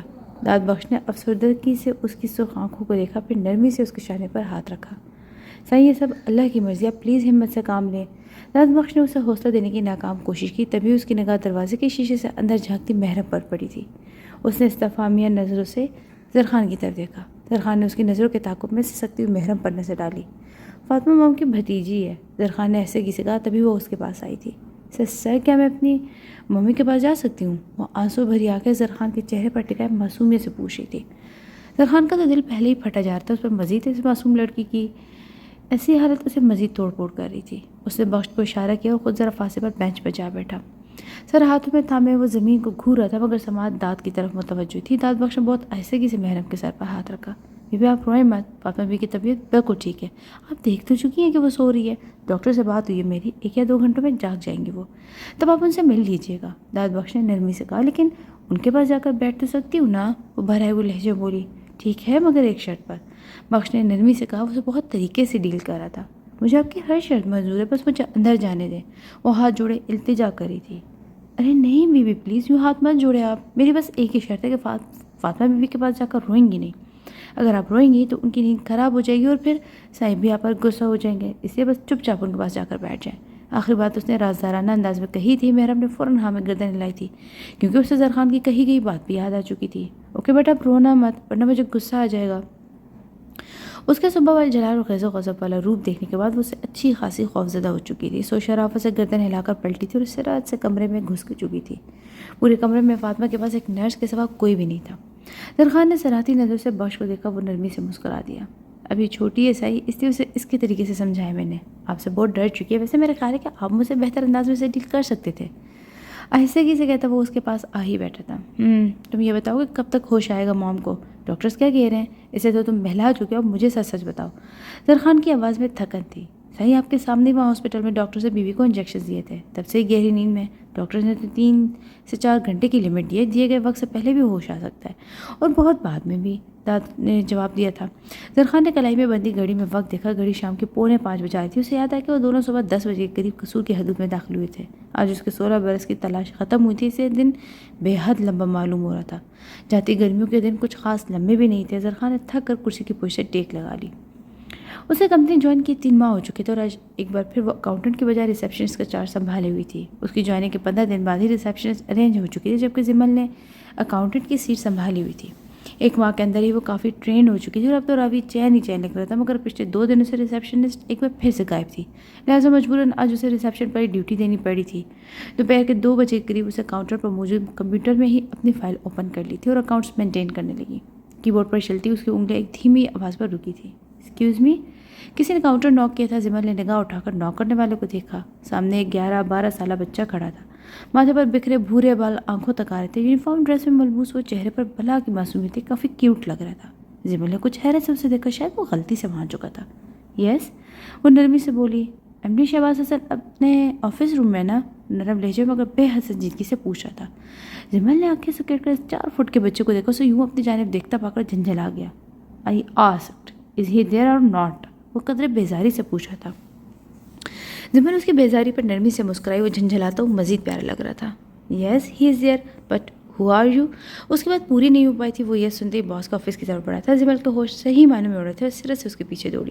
لسن بیٹے رکو پلیز. زمل نے اسے پکارا تھا مگر وہ بنا سنے ایم ڈی کے آفس روم کا دروازہ کھول کر اندر جا گھسا. اپنی پریشانی مسلتی وہ چند پل تو سوچ رہی کہ کرے تو کیا کرے. پھر بنا وقت ضائع کیے دروازے کے ہینڈل پر ہاتھ رکھا تھا. دوسری طرف سے دروازہ کھول کر شہباز حسن کی پرسنل سیکرٹری باہر رہی تھی. زمل فوراً پیچھے ہٹی. وہ مس ثنا، وہ خوفزدہ سے ہکلا کر بولی. واٹ؟ کیا ہوا ہے؟ یہ تمہارے چہرے کا رنگ کیوں اڑا ہوا ہے؟ ثنا نے اس کی اڑی اڑی رنگت دیکھ کر حیرت سے پوچھا. وہ بھی ایک بچہ اندر گیا، میں اسے روک رہی تھی مگر وہ رکا نہیں. انگلیاں مروڑتے اس نے پھنسی پھنسی آواز میں کہا. وہ جسٹ چل یار، اتنی جلدی پریشان کیوں ہو جاتی تم؟ وہ سر کا بیٹا ہے علی، یہاں سب اسے سر مونی کہتے ہیں. تم بھی نیکسٹ ٹائم زیادہ کوسچننگ مت کرنا ورنہ سر کو تمہاری کمپلین کر دے گا. وہ ہنستے ہوئے بتاتی جبکہ زمل کا دماغ کا لفظ بیٹا سن کر ہی سن ہو رہا تھا. شہباز حسن میرٹ ہے، یہ بات اس سے کسی صورت ہضم نہیں ہو پا رہی تھی. How is it possible? Sir تو اتنے ینگ سے ہیں. I can't believe this. 11-12 سالہ بچہ وہ ان کا کیسے ہو سکتا ہے؟ وہ آنکھیں پھیلائے حیرت کی عملی تصویر بنی ہوئی تھی. کیا بچپن میں شادی کر لی تھی سر نے؟ وہ صدمے سے چور آواز میں کہتی. اس کی باتوں پر سر نے کہکا لگایا. تم کس دنیا میں رہ رہی ہو یار؟ سر بس ینگ لگتے ہیں، ینگ ہے نہیں. ہی از آلموسٹ 38 ایئرز اولڈ. میں سر کے آئی ڈی کارڈ کی کاپی اپنے پرس میں لے کر گھومتی ہوں میڈم. اینڈ سر مونی جن کو تم 11-12 سال کا بچہ سمجھ رہی ہو نا، وہ 9th کلاس کے اسٹوڈنٹس ہیں. اب خود ہی گیس کر لو کہ سر مونی کی ایج کیا ہوگی. پاگل ہو تم قسم سے. کہتے ہی آخر میں اسے زمل کے سر پر چپت لگائی. بدلے میں زمل نے بڑی مشکل سے ہونٹ پھیلائے تھے. اگر آپ دونوں میرے اور ڈیڈ کے بارے میں ساری انفارمیشن ایکسچینج کر چکے ہیں تو پلیز مجھے راستہ دے دیں. I have to go. Office room کے دروازے میں کھڑا وہ سنجیدگی سے کہہ رہا تھا. اسے دیکھ کر زمل تو اچھل پڑی مگر ثنا ٹھیٹ پر سے مسکرا دی. شور کہہ کر ثنا نے مسکراتے ہوئے راستہ چھوڑ دیا. جبکہ ہونک کھڑی زمل بھی فوراً سائڈ پر ہوئی تھی. لو دیکھ لو پوری آفت ہے جناب، سن لی ساری بات. خیر جاؤ تم جا کر اپنا کام کرو. سر ویٹ کر رہے ہیں. وہ سراج اینڈ احمد کمپنی سے جو ڈیلنگز ہوئی ہے نا لاسٹ منتھ، ان کی جرنل انٹرز کر کے ساری فائنینشیل اسٹیٹمنٹس پریپیئر کرو اور سر کی آئی ڈی پر میل کر دو. گو فاسٹ. اسے گم سم کھڑی زمل کو کہا اور خود سر خالد کے روم میں جا گھسی. زمل نے خالی نظر سے خالی کوریڈور کو دیکھا، پھر بوجھل قدموں سے اپنی سیٹ پر آ بیٹھی. وہ بچہ جو اسے پہلی نظر میں ہی اچھا لگا تھا وہ شہباز حسن کا بیٹا تھا. اس کا باپ بھی تو پہلی نظر میں ہی زمل آفندی کے دل کو بھا چکا تھا. نم ہوتی آنکھوں سے اس نے آج خود سے اعتراف کیا تھا کہ شہباز حسن سے پہلی نظر میں محبت کر بیٹھی تھی. سبز آنکھوں سے آنسو ٹوٹ ٹوٹ کر گال پر بکھرے تھے. سختی سے آنسو صاف کر کے اس نے کمپیوٹر اسکرین پر نگاہ جمائی مگر کچھ ہی دیر میں اسکرین پھر سے دھندلی محسوس ہوئی تھی. اس کے کانوں میں ندا کے الفاظ گونج رہے تھے. ابھی 2 دن پہلے ہی تو آن سے بات کرنے کے بعد اس کو ندا کی گفتگو ہوئی تھی. ارے زمل آپی، محبت بری چیز نہیں ہے قسم سے. محبت تو بہت خوبصورت احساس ہے. اب دیکھیں نا، آن مجھ سے دور ہے مگر یہ محبت ہی تو ہے جس کے باعث مجھے ہر وقت آن کی اپنے پاس موجودگی کا احساس ہوتا رہتا ہے. میں آنکھیں بند کرتی ہوں نا، وہ پورے 32 دانت نکالتے ہوئے میرے تصور میں آ جاتے ہیں. وہ کہتے ہوئے کھلکھلائی. زمل بھی کھل کر مسکرائی تھی. سچ سچ بتائیے گا کہ آپ کو کبھی کسی سے محبت ہوئی ہے؟ ندا نے آنکھ دباتے ہوئے شرارت سے پوچھا تھا. زمل کے تصور میں چھم سے شہباز حسن کا وجیز سراپا اترا تھا. نہیں تو. زمل نے لاپرواہی سے کہا. اس کی نگاہ چرانے پر ندا کہکا لگا کر ہنسی. پتہ ہے لڑکیاں نہیں تو کب کہتی ہیں. وہ ہونٹوں پر خوبصورت مسکراہٹ سجائے زمل سے پوچھ رہی تھی. کب؟ زمل نے سادگی سے پوچھا. جب انہیں یک طرفہ محبت ہو جاتی ہے. اس نے آرام سے جواب دیا. لو بھلا یہ کیا بات ہوئی؟ زمل نے اسے گھورا. ندا کھلکھلائی. یہ وہی بات ہوئی جو آپ کی سمجھ سے باہر ہے. وہ کندھے اچکا کر آرام سے بولی. اور تم تو جیسے بہت سمجھدار ہو نا بیٹا، پورے 3 سال چھوٹی ہو تم مجھ سے. زمل نے مصنوعی کالر اکڑائے. اور زمل آفندی کبھی بھی یک طرفہ محبت نہیں کرے گی. محبت کروں گی تو 2 طرفہ. جو مجھے چاہے گا میں بھی اسے چاہوں گی بس. وہ غیر سنجیدگی سے کہہ رہی تھی. ندا نے سنجیدگی سے اس کی طرف دیکھا. محبت کرنے والے سے کہاں ہوتی ہے زمل آپ کی؟ محبت تو ہو جاتی ہے بس. جب ہوتی ہے نا تو پھر ہم بے بس ہو جاتے ہیں. دل ہمیں اتنا مجبور کر دیتا ہے کہ ہمارے پاس سرنڈر کرنے کے علاوہ اور کوئی آپشن ہی نہیں بچتا. کہتے ہوئے وہ دھیرے سے مسکرائی تھی. زمل کی آنکھیں پل میں ویران ہوئی تھی. اور اگر محبت ایک طرفہ ہو تو کیا تب بھی سرنڈر کر لینا چاہیے؟ ابھی کچھ دیر پہلے 2 طرفہ محبت کرنے کا دعویٰ کرنے والی وہ نادان لڑکی ایک طرفہ محبت کی بابت پوچھ رہی تھی. ندا کی مسکراہٹ گہری ہوئی تھی. نہیں، اگر ایک طرفہ محبت ایک عورت کر بیٹھے تو اس کو سرنڈر نہیں کرنا چاہیے. یہ مرد بڑے کایا ہوتے ہیں. زمل آپی، یہ لوگ اگر ایک بار جان جائے نا کہ عورت ان پر دل و جان سے فدا ہے، ان کے لیے جان تک دے سکتے تو واقعی عورت کی جان نکال لیتے ہیں. عورت کو جینے کے قابل نہیں چھوڑتے. وہ بڑی گہری باتیں کری تھی. اور یہ ایک طرفہ محبت بڑی ظالم شے ہوتی ہے زمل آپی. خاص کر عورت کے دل کو تو ایسا قلعہ بنا ڈالتی ہے جسے محبوب کے ساتھ کوئی دوسرا مرد فتح ہی نہیں کر سکتا. اور اگر وہ فتح یاب مرد اپنی راجدھانی چھوڑ دے تو پھر وہ قلعہ وہ سیدھا کھنڈر بن جاتا ہے. ایسا کھنڈر جس میں کسی اور کے فتح یاب ہونے کی گنجائش ہی نہیں بچتی. دھیمے لہجے میں بولتی ہوئی زمل کو بے چین کر چکی تھی. زمل نے مسکرا کر اس کا ہاتھ تھم کر اس کے پاس سے اٹھ کر اپنے کمرے میں چلی آئی. یک طرفہ محبت، ظالم مرد، فتح یاب، بوسیدہ کھنڈر، گنجائش، مختلف الفاظ ہیں جو اس کے کانوں میں گونج رہے تھے۔ کیا شہباز حسن ایک ظالم مرد تھا؟ کی بورڈ پر انگلیاں چلاتے خود سے پوچھ رہی تھی۔ دل نے چلا کر جواب دیا تھا، نہیں نہیں، وہ واقعی ظالم تو نہیں تھا، اس کا کیا قصور، وہ تو لا علم تھا۔ زمل کے جذبات سے، احساسات سے وہ تو قطعی بے خبر تھا، اور قصور تو زمل کا تھا۔ ظلم تو اسے خود کیا تھا اپنے ساتھ۔ یہ ظلم ہی تو تھا کہ وہ ایک ایسے مرد کو چاہ بیٹھی جو پہلے کسی اور کا تھا، انجانے میں ایک ایسے مرد کو دل دے بیٹھی جو کسی اور کی ملکیت، کسی اور کا شوہر تھا۔ اس کی ذاتی زندگی میں زمل آفتی کی گنجائش تو کہیں بھی نہیں نکلتی تھی۔ کامتی انگلیوں سے انٹر کا بٹن کلک کر کے اسے شہباز حسن کو انکم اسٹیٹمنٹ میل کی تھی۔ تو یعنی شہباز حسن اس کے آنسو کا ذمہ دار نہیں تھا؟ ہاں، وہ اس کے کسی جذبے کے لیے جواب دہ نہیں تھا۔ زمل کے دل نے بہت آرام سے شہباز حسن کو بری ذمہ قرار دے دیا تھا۔ ونڈو شٹ ڈاؤن کر کے اٹھی تھی کہ ریسیپشن سے نکل کر دھیمی چال چلتی کیفیٹیری میں جا بیٹھی۔ ٹیبل پر سر رکھ کر آنکھیں مودے اس نے اپنی سسکیاں روکنے کی کوشش کی۔ بازو میں سر دیے جانے کی اتنی دیر یوں ہی بیٹھی رہی۔ بھاری ہوتی آنکھیں بند ان کی تھی جب مس ثنا کی آواز پر وہ اچھل کر سیدھی ہوئی۔ او ہیلو میڈم، کس بات کا سوگ بنا رہی ہو؟ اس کی روئی روئی گلابی آنکھیں دیکھ کر پریشان ہو چکی تھی۔ زمل ہولے سے مسکرا دی، کچھ بھی نہیں، بس وہ سر میں درد ہو رہا تھا۔ زمل نے نرمی سے جواب دیا، ابھی مزید درد ہونے والے، اس کی بھی ٹینشن لو۔ ثنا نے سنجیدگی سے کہا، کیا مطلب؟ زمل کی آنکھوں میں تحیر اترا، تمہیں سر بلا رہے، بہت غصے میں ہے، آیت الکرسی کا ورد کرتے ہوئے جانا۔ مسکراتے اسے باور کرواتی جانے کو پلٹی تھی کہ زمل فوراً کھڑی ہو گئی۔ مگر ہوا کیا ہے؟ وہ حقیقتاً پریشان ہو چکی تھی۔ 7 لاکھ کا لاس، ثنا نے جواب دیا۔ واٹ؟ زمل کی آنکھیں پوری کھل گئی۔ Yes, and this loss is suffered just because of you. Sana کے جواب پر زمل کے چہرے کا رنگ پیلا پڑ چکا۔ مگر میں نے تو کچھ بھی نہیں کیا۔ مس ثنا ہکلا گئی۔ آئی ڈونٹ نو، تم نہیں تو اکاؤنٹس پے کرتی ہو۔ آج تم نے جو سراج اینڈ احمد کمپنی سے ڈیلنگز کی انٹریز سر کو میل کی، اور بدقسمتی سے سر خالد نے بنا دیکھے اپروو کر دی۔ اور مزے کی بات یہ کہ جو 7 لاکھ ہم نے احمد جعفری سے لینے تھے، وہی 7 لاکھ ہمارے ہونہار کیشیئر نے ان کے اکاؤنٹس میں ٹرانسفر کر دیے۔ اور اب ان 7 لاکھ کی واپسی کا دور دور تک کوئی امکان نہیں ہے، بیکاز احمد جعفری سے پیمنٹ لینا شیر کے منہ سے نوالا نکالنے کے مترادف ہے۔ کہا جائے کہ 7 لاکھ جو ہم اسے دے چکے ہیں ان کی واپسی تو۔ اس سے بات ادھوری چھوڑ کر کندھے اچکائے۔ زمل کی ہتھیلی میں پسینہ اترا ہے۔ کہاں وہ مہینے کا 15,000 کمانے والی معمولی سے امپلائی، اور کہاں 7 لاکھ۔ مگر میں نے تو ساری انٹریز ٹھیک کی تھی، رونی والی ہو گئی تھی، بھلا 7 لاکھ کا نقصان کہاں سے پورا کرتی؟ مجھ سے کیا کہہ رہی ہو؟ جا کر سر کو بتاؤ۔ سر خالد بھی ان کے آفس میں، اور احمد بھی انہی کے سامنے پلیز پلیز کر رہا ہے۔ اب تمہاری باری ہے، گو فاسٹ۔ سنجیدگی سے کہہ کر وہ آرام سے چلتی وہاں سے نکلتی چلی گئی، جبکہ زمل کے ہاتھ پاؤں باقاعدہ کانپنے لگے۔ شلوتی ٹانگوں کو گھسیٹتے اسے شہباز حسن کے آفس کا رخ کیا۔ لبوں پر خود بخود آیت الکرسی کا ورد شروع ہو چکا تھا۔ آفس روم کے دروازے پر ہی اسے قدم روک گئے۔ گردن موڑ کر اسے کوریڈور کے شروع میں لگی گھڑی کو دیکھا جو شام کے 6 بجاتی، یعنی ڈیوٹی ٹائم آف ہو چکا تھا۔ ڈرتے ڈرتے اسے دروازہ ناک کیا تو پھر اندر جھانکا۔ میم آئی کم ان سر؟ اس کی آواز میں کپکپاہٹ تھی۔ وہ ٹیبل پر دونوں ہاتھ رکھ کر ذرا جھک کر کھڑا ہوا تھا۔ اس کے پوچھے پر سر اٹھا کر اس کی جانب دیکھا۔ یس کم ان، سرد لہجے میں جواب دیا گیا تھا۔ سختی سے ہاتھ کی انگلیاں بھیجا اندر داخل ہوئی تھی۔ ثنا کی اطلاع کے مطابق سر خالد، سر احمد دونوں ہی آفس میں موجود تھے۔ آپ دونوں جا سکتے ہیں۔ شاہ نے سنجیدگی سے ان دونوں کو رہائی کا پروانہ تھمایا۔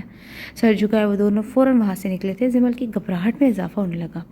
اس نے چور نظر سے شہباز حسن کی طرف دیکھا جو اب اپنی چیئر پر بیٹھ چکے تھا۔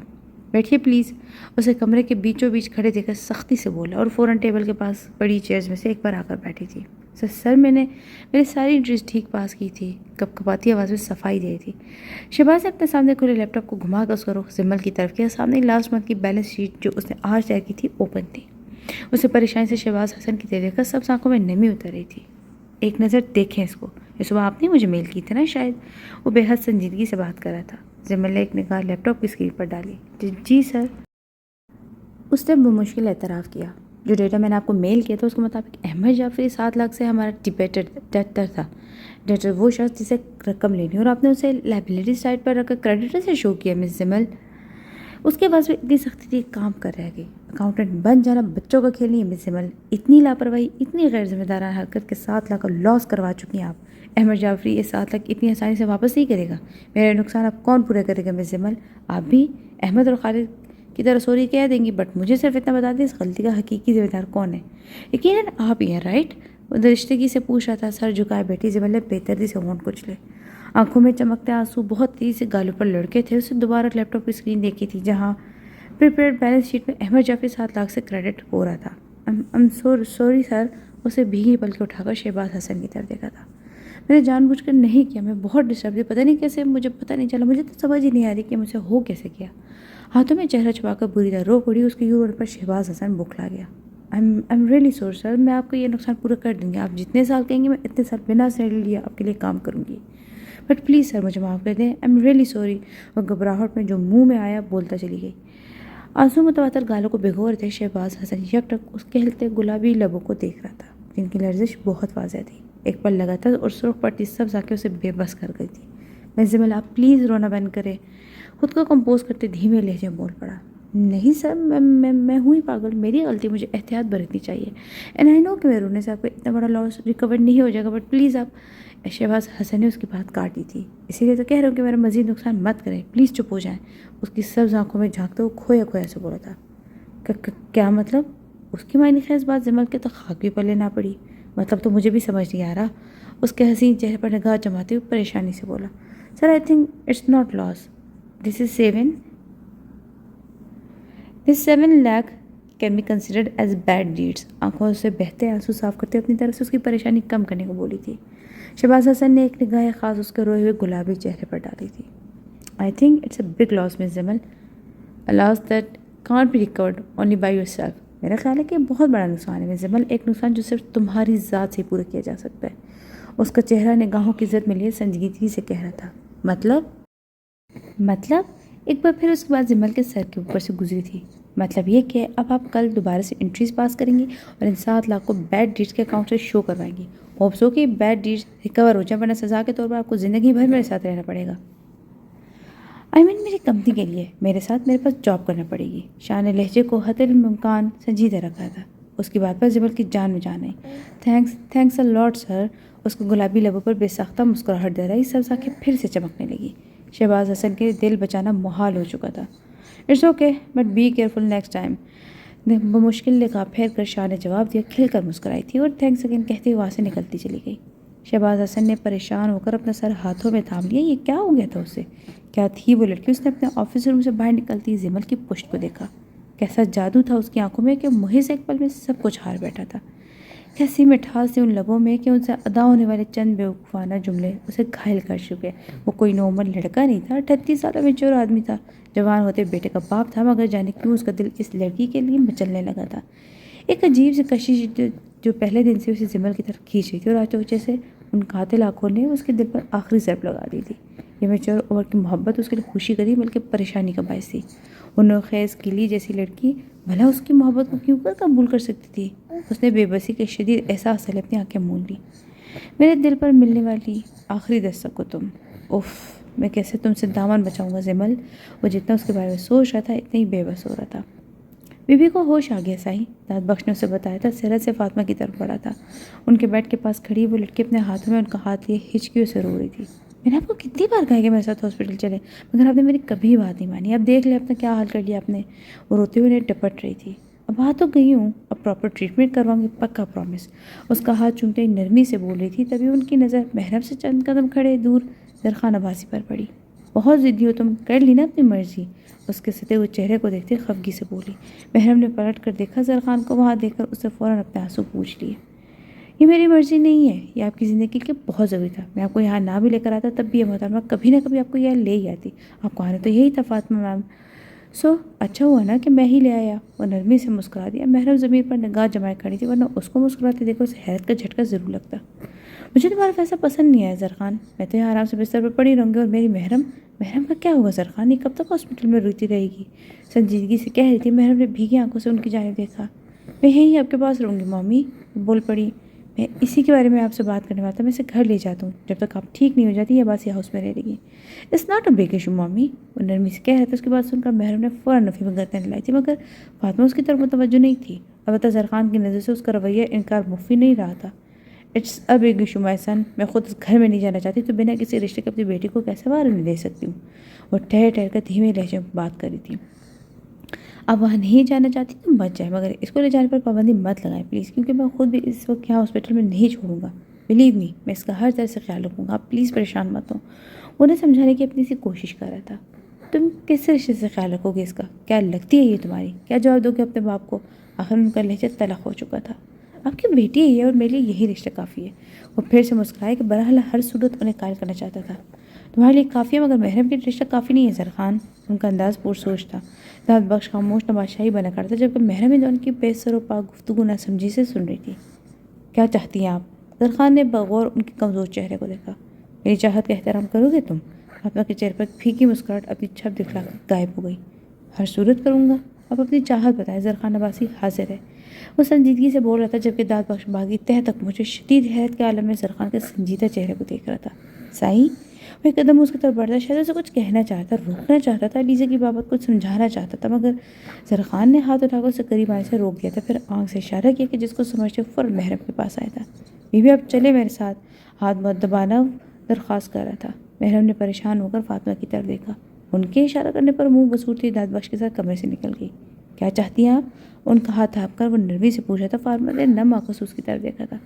محرم کے لیے ایک محرم چاہتی ہوں، اپنی بیٹی کا ایک محفوظ پناہ چاہتی ہوں، تمہیں چاہتی ہوں زرخان، اپنے مہرے کے زرخان چاہتی ہوں۔